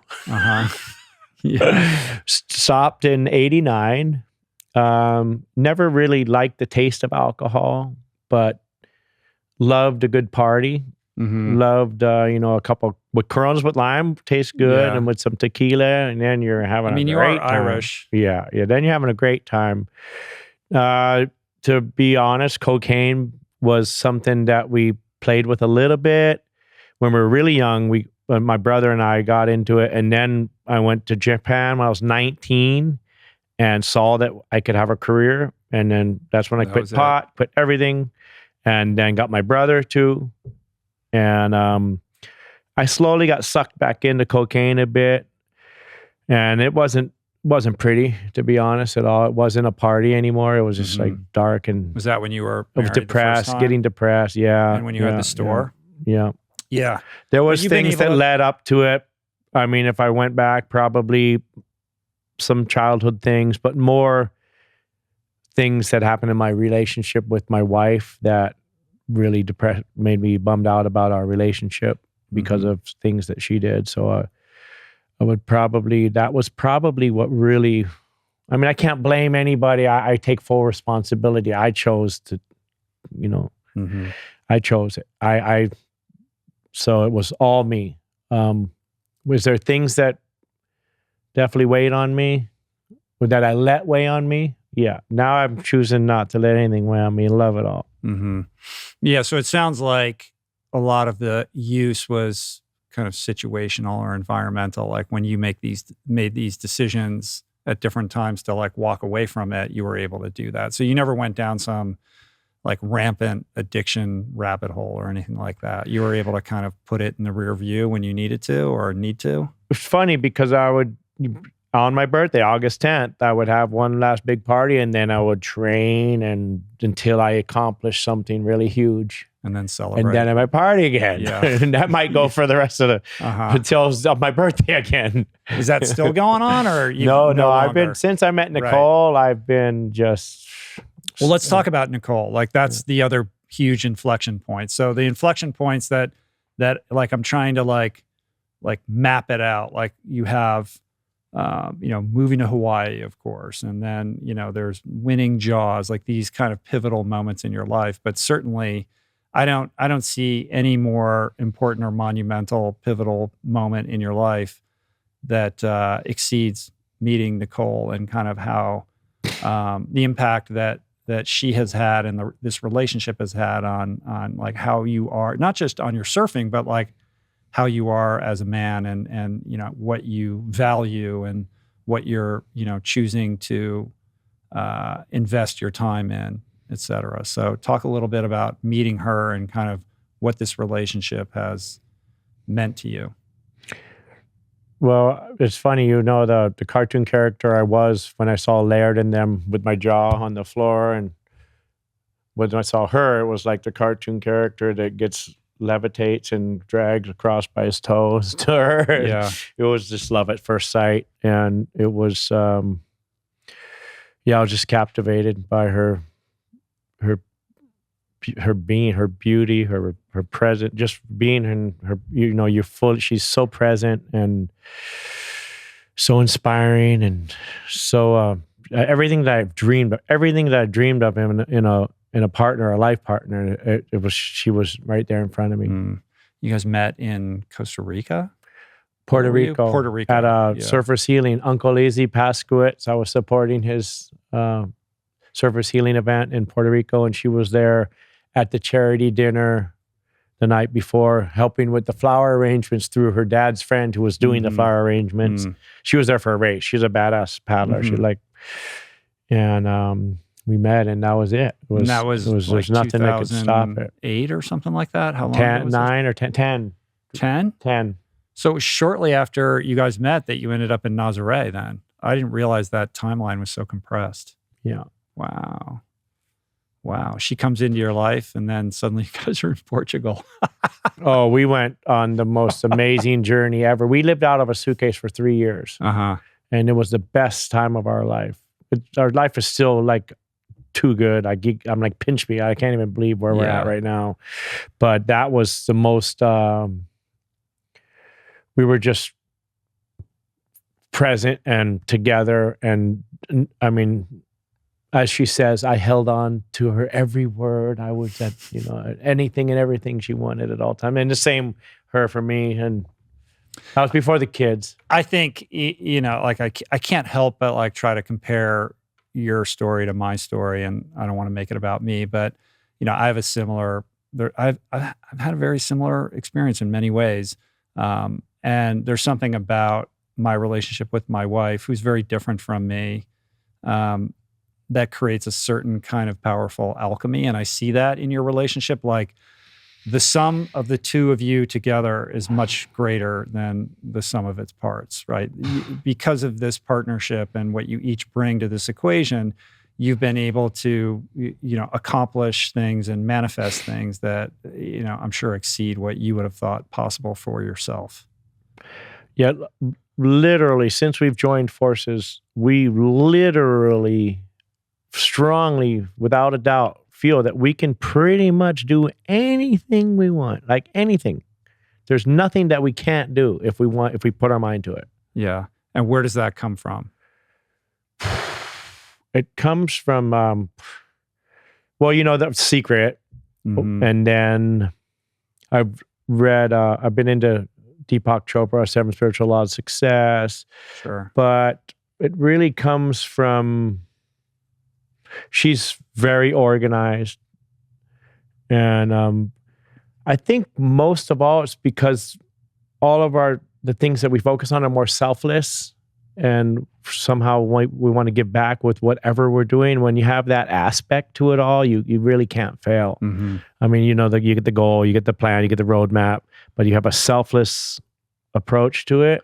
That's the secret sauce in everything. If you're in a mindset and have a plan to be giving more than you're receiving or looking to receive, for me, that's always been a recipe for manifesting things even larger than what you imagined. I like that. I have to, yes, I agree with that one. You're the doer and you're the dreamer. Nicole is very much the structure and the feedback loop and the accountability piece. Projector, of course. Right? There you go. She's smiling over there. Human design. That's another podcast. But yeah, she's badass. She does it. Like she has a line of people that want it so bad. Oh, cool. But she I've very rarely does one. I love it. She's really good. But I want to like kind of double click on this and really try to deconstruct this process for people that are listening or watching. You know, everybody has a dream or something they're trying to accomplish or a goal that feels a little bit out of reach. And it's easy to make excuses or to construct reasons why it's not rational or reasonable or possible. So help me to better understand like the mechanics of your goal setting process, the mantras, the manifestations. Like, what does that look like in terms of, you know, how you're going about your day? Well, the mantra is loving, kind, and helpful.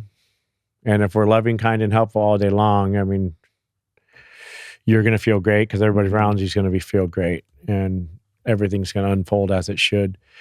I've been you know, I like to get up really early and do my little meditation, and when we're really on point, like in the first, I'd say 5 years, maybe even longer, we would wake up together every morning. We would do our little meditation, then we'd write down what we want to work on personal growth and what we want to work on career, and then we would actually meditate. Right, so that's a daily thing. Making together. A very specific answer to those respective questions. Yeah. Right. The outcome, the actual outcome. See yourself where that goal leads you.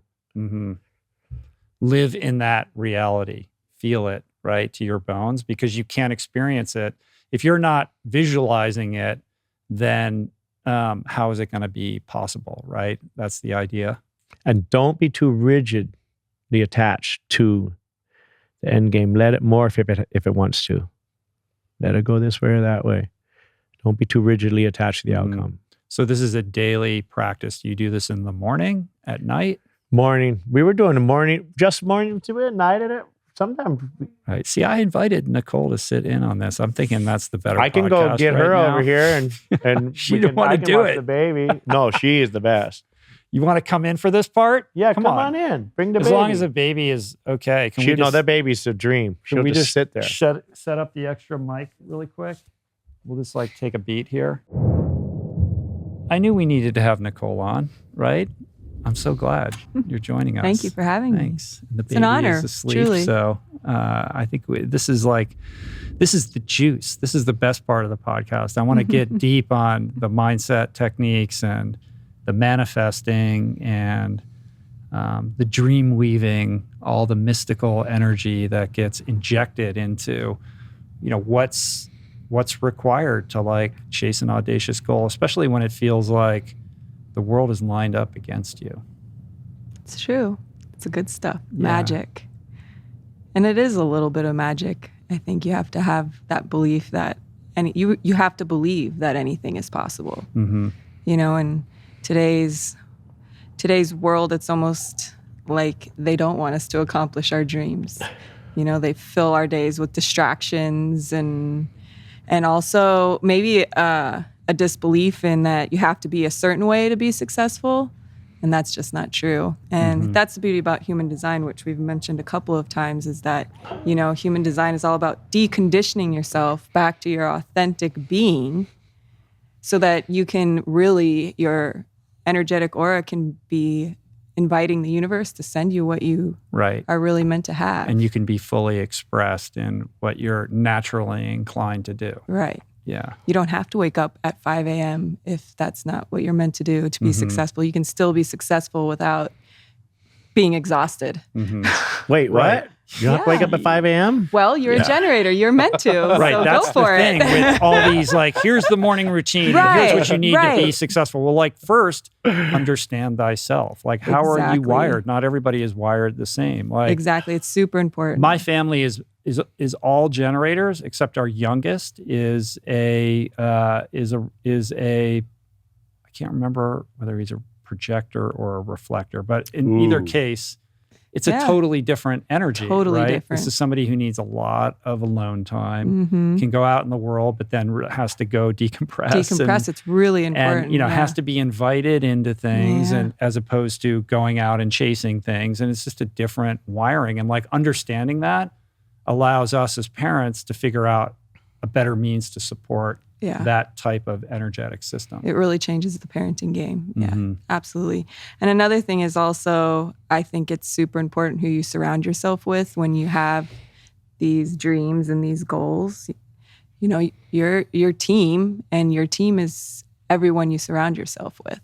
It's not just your team, it's, your friends, it's your family, it's anyone you choose to surround yourself with, they're part of your journey, and you have to be with people who really believe in you. Mm-hmm. And when you have these goals with these roadmap, what do we call it? A roadmap or a blueprint? A blueprint. It's really important to understand that every second of every day that you spend not on what's on that map, it will take you further away from your goal. Mm-hmm. Right. It's knowing that every word we speak is a choice. Everything we consume on our phones, on the TV, on our computers, and our body, our food, is bringing us closer, or farther away. There is nothing static. Everything is in flux. So every decision that you make, every interaction that you have, every thought that you entertain, every word that comes out of your mouth is moving you towards the thing that you aspire to achieve or be, or away from it. And when you can root yourself in the moment and really appreciate that, it really helps drive a better decision tree and helps you to say no to the things that aren't serving you, et cetera. But you have to overcome all your kind of default programming. For sure, there's a lot of work to be done. Or like all this other noise that gets in the way, right? Yeah. And we like to say that we are by no means the best at that, but we're always working on it. And we're always working to better ourselves and our lives and our team and the world. But going back to real tools that you can do, it's, so here you are wanting every choice you make throughout the day to be bringing you closer to these goals you have. So what really helps is, you're making this blueprint of here's my goal, this is what I need to do. And as Garrett said, he put it everywhere. So if you walk into our bathroom, on the mirror, expo marker, you have your mantras written, you have your goal written, you get in your car, have a little sticky note. Like, a great way to do it is take your blueprint, take a picture of it, and make it your home screen. Put it on your home screen on your phone, which you look at a million times exactly. a day. Yeah. So the more you see it, the more you're feeling it, and plus the easier it'll be to make the decisions that are getting you closer. Yeah. So, Garrett, I know that you've said that you're not an adrenaline junkie, but clearly you have a certain kind of unique relationship with risk and adventure. And I know Nicole has said that like the riskiest thing you've ever done is get involved with this guy, Garrett, right? Like your relationship with risk is different. Maybe on a relationship level, like you have a high risk, sort of tolerance because you got involved with him. So you're going on some crazy adventure. You didn't meet her father. Okay. Well, I saw it. Well, I saw him. I'm like, that guy looks like a character. He's a bad He is a character. That's the only way to describe him as character. But you had the most beautiful description of our relationship that I've ever heard is that, the alchemy of it. And, I always say, that we were brought together for a reason. Like it's really clear that we're together because we can do great, help the world a little bit. And when we started the documentary, I told them, I was like, look, we'll do this, but there is no way that I'm making a surf movie. Like, if you guys have any desire to make a surf movie, we're out of here. The only way I'm doing this and us putting our time in it is if it's inspiring. Like, I want people to walk away knowing that it truly is. It's like never too early and never too late to follow your dreams. And on top of that, when people say you can't do it, like the doctor said, you're probably never going to surf again. Your arm's never going to work again. Like, that's a big thing to mentally overcome. And, you know, people are going to face adversity every day of people who don't think they can do it because people don't want them to do it, because then that means they're going to have to go do it. Right. You know, it's like this comfort. Puts you right in your face. Like, if this guy, so when you surf the 78 footer, that was 2011, right? We're the same age. I think we're the same age. So that makes you 44 at the 43. time? 43. Okay. Right. So I love that. Like, that's that same year is kind of when I was hitting my peak as an athlete and doing things I didn't think was possible. And that's a story that's inspiring to other people. But what people don't get or realize or appreciate is in the lead up to that, when you're doing the reps and the work to get to that point, not a lot of support. Like, a lot of people are, because it's challenge. Like, oh, if you're doing that means that maybe I should be deconstructing how I'm living. And that's scary for a lot of people for understandable reasons, right? So you can't expect that kind of support, which means your nucleus, like the people that you surround yourself with, are super important. And this bond that you guys have is really the key to, you know, everything. It is like the nuclear power generator for all of what has transpired. It's cool. And so I am interested in, like, when did the documentary, like, when did these guys approach you? I mean, Chris Smith is not going to make a surf documentary. Like, he's a super experienced. He's gonna tell really interesting, nuanced Tiger King. Yeah, tales. Like, it's like this guy knows what he's doing. He's not like a surf documentarian. He wants to tell a story. She doesn't like to take credit for us going to Nazaré because she answered the email and got us there, even though we wouldn't have went if she didn't get on the email chain. But this documentary 100% would never have happened without her. And because she's a projector, she's very organized, and she wrote a little treatment that was just super inspiring. Everything's possible. And well, it was really going to focus on Garrett, Cody, and CJ, because CJ broke his back, Cody broke his back. Garrett CJ is your brother. Yes. And Garrett's shoulder injury. So it was really about how the human spirit is limitless and we're all limitless. An inspirational 1 hour documentary. And one and a half. Yeah, I was going to do it. We were going to do it ourselves, you know, like guerrilla it. And my cousin is married to Joe Lewis, the producer. So I had called just for advice, and he's like, "Oh, this is really good." And, you know, it just worked out that he's like, "Oh, I'll do it if you want." So I knew in that agreement that I was pretty much giving away all creative direction. So he came on board as the producer, and the first thing he did was get Chris Smith. But it's really funny when talking to Chris, if you ask Chris, he'll be like, "Yeah." No interest. When Joe said surf, I was like, "No way, I have no interest." But I'll talk to Garrett for Joe. Yeah. So we had this Zoom call, and Chris says the only reason I did it is because Garrett's just so interesting. Joe did it because he said this is going to win an Oscar. But the 1.5 hour version. Yeah. So what was the decision to make it a series as opposed to a standalone I guess documentary? they somehow it got missed that we had archival footage from a long time ago. So we sent them just literally a suitcase full of hard drives full of, and when they saw how much they had, they were like, this has to be a docuseries. Right.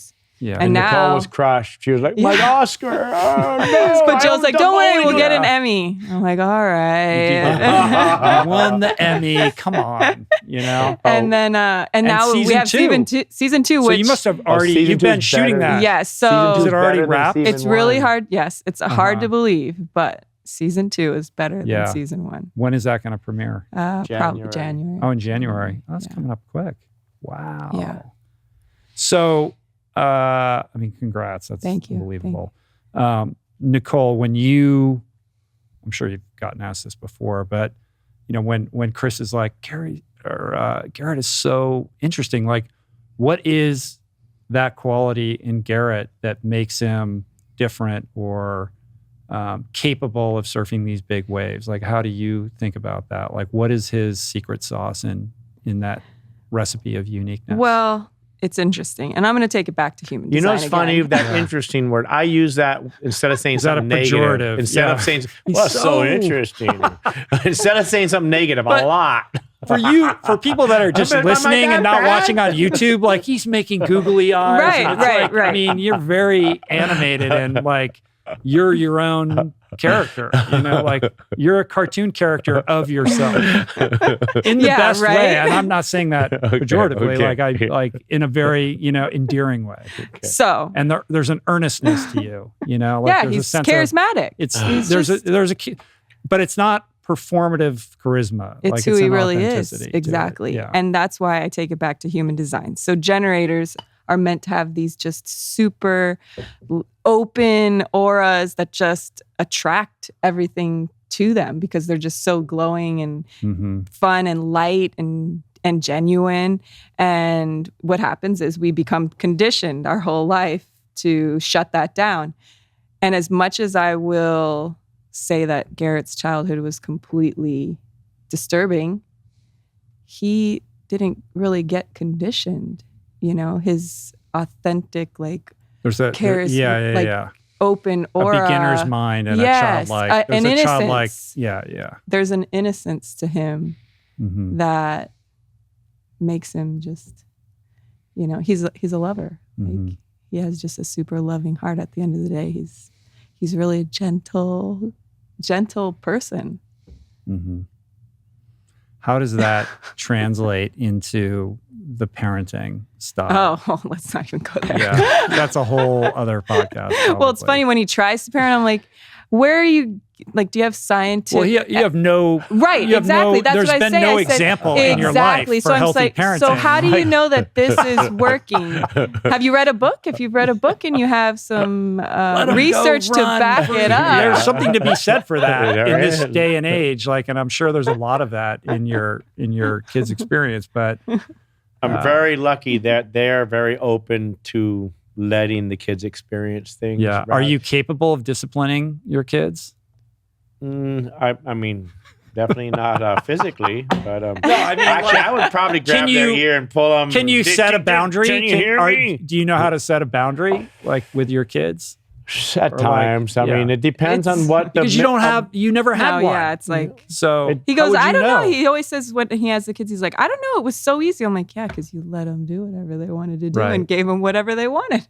But you, as a professional athlete who's done things nobody else has done, there is you have a capacity for discipline and rigor in your life. Like, you weren't taught that. That wasn't part of your rearing, right? But you've learned that for yourself, and you've kind of shouldered the responsibility of creating that structure so that you could accomplish these goals. And I'm sure Nicole is helpful in that regard. But like, it's like an unlikely story that you would become somebody who could, parent some children. Well, parent yourself. Like, you had to parent yourself, right? So you had to learn these things outside of the household. But I'm interested in, like, the discipline, the rigor, the accountability piece, all of that, as a professional athlete. Like, how did you figure that out? I don't know. I was always into eating healthy, whether I did it all the time or not. I was aware from young. Because we'd been vegetarians, and we grew so many different vegetables and fruit trees. So they used to call me Luther Burbank, a world-renowned botanist. You might have heard. But just because maybe from lack, wanting to achieve, figuring out how to actually achieve, how to succeed, and then just, I don't know how I actually... the business plan for dummies was definitely the catalyst for the ends for where I am now and after 35. Right, but in the context of being an athlete, being a high performance athlete, like, what does the training look like? Like, how do you prepare mentally, emotionally, physically, spiritually to drop in on a wave of that gravitas? I love training and I love working out with a group of people, but I also like working out with by myself with a trainer. And back in the day, I had my gym, so I would do my weights and I would ride my bike up Pupukea Hill, and then I would go to the track at Sunset Beach and run this 1/4-mile track where there was benches on one leg of it, and I would hold my breath exercises there, and that was enough. I credit all the experience I've had underwater were enjoyable because I did my hold my breath exercises. Mm-hmm. Today, there's so much more. There's so much breath work. Even an Iceman, we got Wim Hof, we got there's all these free divers. I mean, there's so many different tools now that we can access through social media, through friends. The breathwork thing was really interesting. You brought in a free diver to teach you guys, how to do static breath holds. And Nicole, you got to like 3.5 minutes or something like that, like doing that. But like that was so cool that you're like, we need to learn this. If we're going to be on these waves, like this is going to be a key thing to understand. And then there's so many good trainers. I was just in Austin, Texas, training with all these trainers. I loved it. I have a personal trainer in Hawaii, Sherry Gunaway, who's a godsend. She is just so hands-on, and she actually does the body work, which is the best in the world that I've ever experienced. And I've had treatments all over the world. And she's also like a psychic, and I mean, just And, I trained with Kyborg at Functional Fitness Gym, and then Daniel Bachman up at Sunset. And in Portugal, there's a gym right in Nazaré. There's 2 or 3 gyms in Nazaré, but that's more, do that on my own. I like working with the crew. Right. I like working with somebody or a few people. And talk to me about the yoga piece. So this Forrest yoga is like a big deal for you Have you ever guys. tried it? No. If you ever want to do yoga, Forrest yoga is by far the best we've ever experienced. And I love it because it's that? really, yoga now. What does it actually mean? Right. And today it's just, I don't think it is, what it is today is not what it's meant to be. Mm-hmm. And that's why I really love Forrest yoga, is because it kind of takes it back to what it should be. Well, I shouldn't even say should, but what it is. And I love the ceremony aspect of it too, which they didn't show much of that in the series, but every class starts out with a ceremony, like this deep ceremony of gratitude and the land, our ancestors, and then it's also about really how you were saying, the guy you had on your podcast last week, it's, we hold our trauma in our body, and it's using the postures to move that trauma out of the body. Mm-hmm. And that's why I thought it would be really great for Garrett, not only from his childhood traumas, but also his physical traumas and the scar tissue, and for all 3 of them. Yeah. And it's great. Yoga, I hate saying yoga, but it's super important for your mental and physical. Right. Yeah. And your spiritual growth. Yeah. Of course. So Forest yoga, it's not forest like trees, it's Anna Forrest. Yeah, Anna Forrest. What was the name of the book that she wrote? Oh my God. Fierce Medicine. Yeah, good job. She's just she's fierce. So powerful. She's a wizard. Yeah. And beyond that, all right, so you have the weights and you have the breath holds and you have the breathing techniques, the cold baths, all that kind of stuff. What else is part of, I feel like because big wave surfing is still pretty new, right? Figuring out, how do you prepare for something like this? What is the best methodology to get you right? You have to be physically sound and strong, of course, and there's techniques for accomplishing that, but how do you mentally and emotionally get your head in the right place to tackle, that kind of fear-inducing, For me, it's being physically prepared, strength and stamina, breath.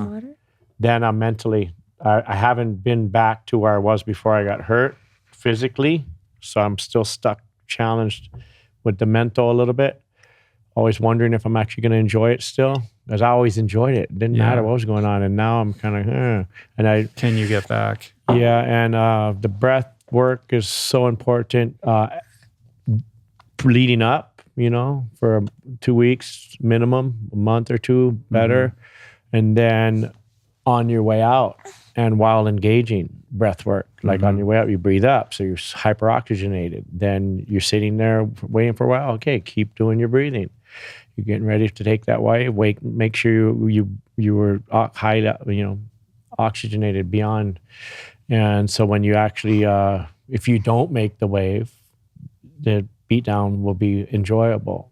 If you're not ready, it'll be super stressful, and you could end up passing out. But then your body has to be able to hold together. Yeah. The breath work, I think, is the most important. No spoiler alerts, but season 2, CJ has the situation where he says, like, if it wasn't for all my breath work, he probably wouldn't be here. Out. Yeah, we would have found him. Okay, but yeah. I think, because along with the breath work, depending which kind you practice, a lot of the breath work practices these days also, touch on the spiritual and the emotional part. And, you can go to places through breath work that, you can reach some traumas and heal. You can heal through breath work. You can have a medicine experience from the, what is it? Yeah. The holotropic. Yeah. Oh my God. I've gone to places like, whoa. Like who needs medicine here? Breath. My wife takes groups of people through those experiences, and then we all get together and share, and it's crazy what happens to people. Yeah. They have insane emotional breakthroughs. They go to different places and are it's just the breath inhabiting the bodies of animals and like all kinds. It's like wilder than any kind of psychedelic experience. It's very, very powerful. And I think we're just at the beginning of truly learning and understanding the power of breath and how to harness it for all manner of things beyond just respiration. It's super interesting. In the kind of context of your story, I mean, it's super inspiring to see somebody blossom and really find their power like later in life. I feel like so many people feel like the story of their life is written at 25. This is who I am. This is my career. This is where I live. These are my people. And this is just going to be my thing, right? And, I've experienced a later in life kind of transition or kind of different kind of trajectory for my life. And I see kinship in what you've done in a different way, doing it later in life. And so I think it would be instructive to share a little bit about, what that has been like. Like you could have stayed running that store. You could have stayed doing what you were always doing and kind of succumbing to the pressures of just, this is what life is supposed to be like as an adult. And it takes a lot of courage to break free of that and to take a risk and try something different, especially when you're in your late 30s or 40s and kind of doing what you're doing now into your 50s, like with no end in sight. I think it helps people raise the ceiling on their perception of what's possible for themselves. Definitely.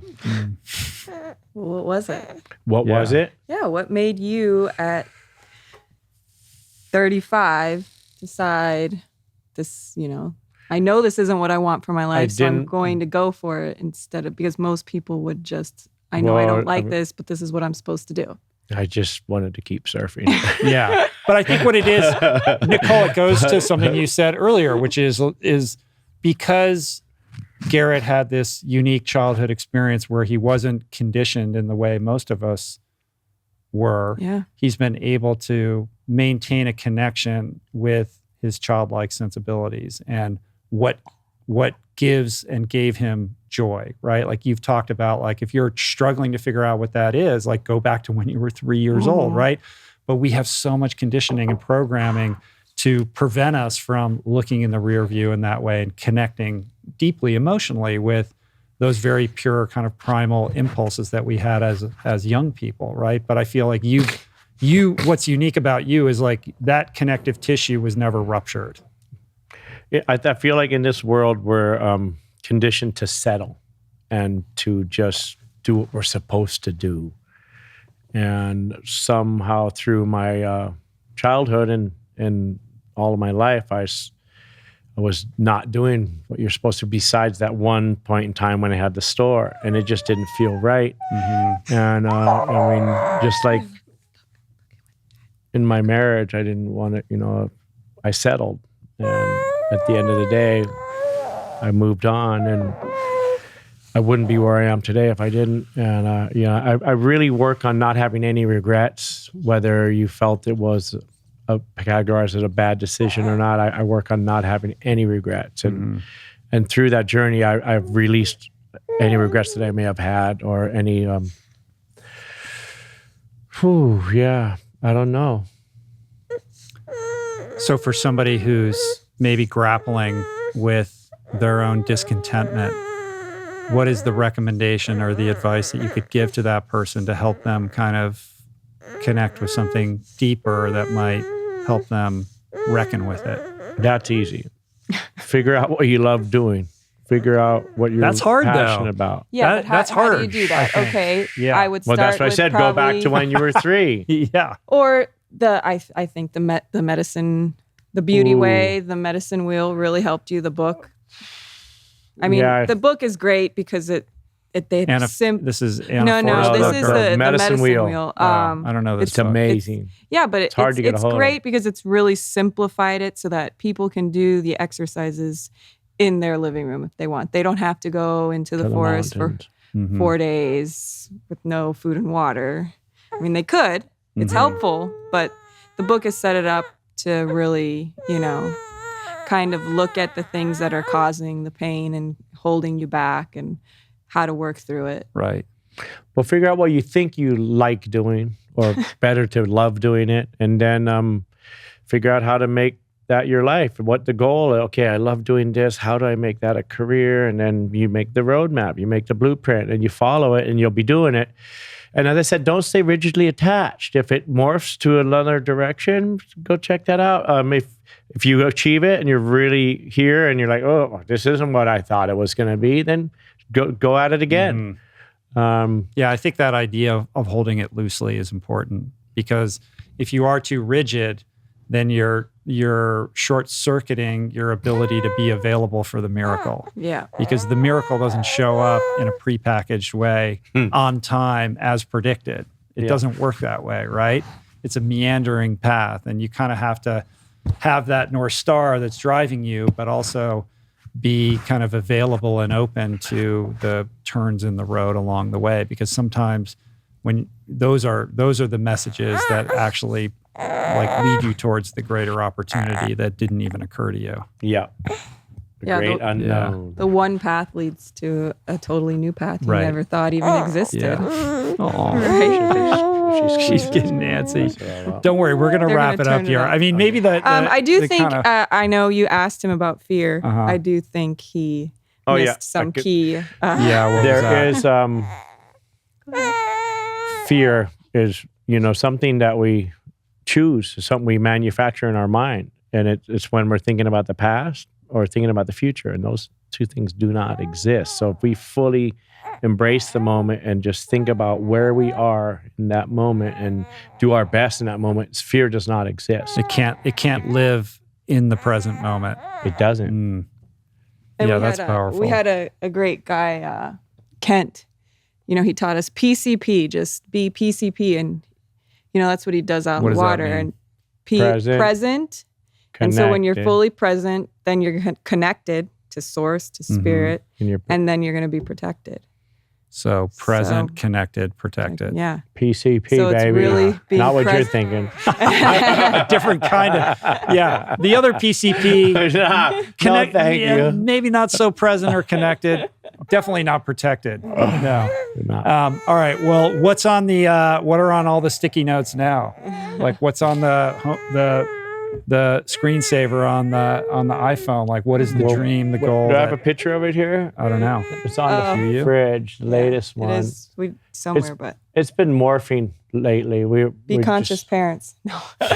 Conscious parenting, definitely at the top. There's a few projects in the pipeline. You might remember some of it that's important? What are the goals right now that...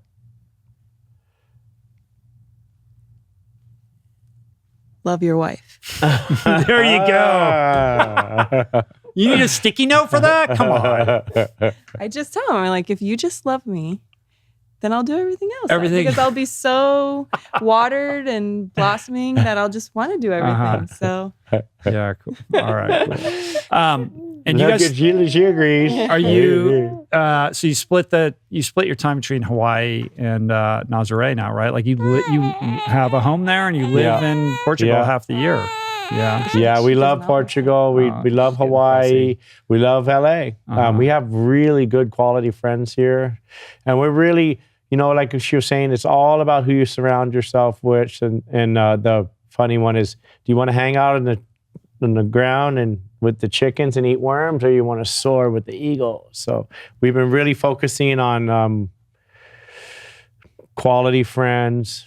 And another one, for lack of a better word, expanders, people that you look up to or aspire to be like, or really inspire you.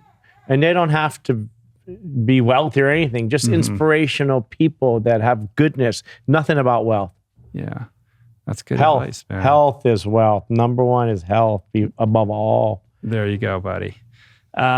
Cool. Well, I feel like we just touched the surface on what I could talk to you guys about, but I think we can wrap it up for today. That was amazing. Yeah. Thank you. Thank you. I'm really inspired by the journey that the two of you guys are on, and I can't wait to see season 2, man. It's exciting. You guys are Emmy Award winners now. It's crazy. You got season 2 coming up in January, and I want to see all your goals manifest, my friend. So consider me a resource if there's anything I can do to help either of you. Thank you. And you, us as well, for you. Whenever you come to Hawaii or Portugal, let us know. Cool. So obviously, everybody should check out 100 Foot Wave on HBO, HBO Max. Where else should people go to learn more about you guys? Your Instagram? McNamara _S. And that's for family. And then we've got, and then yours is like Mama Unearthed, right? That's good. I like that. She's the philosopher. She is. Leave no stone unturned. Right. unearthing your essence. Unearthing your essence. Yeah. Unearth your essence. Selves are like you completely deconditioned. And unearth our real selves. 100%. Listen to her. All right. Right? Cool. Come back and share with me again sometime. Peace. All right. It's not COVID, so I can get... Yeah, there you go. Thank you.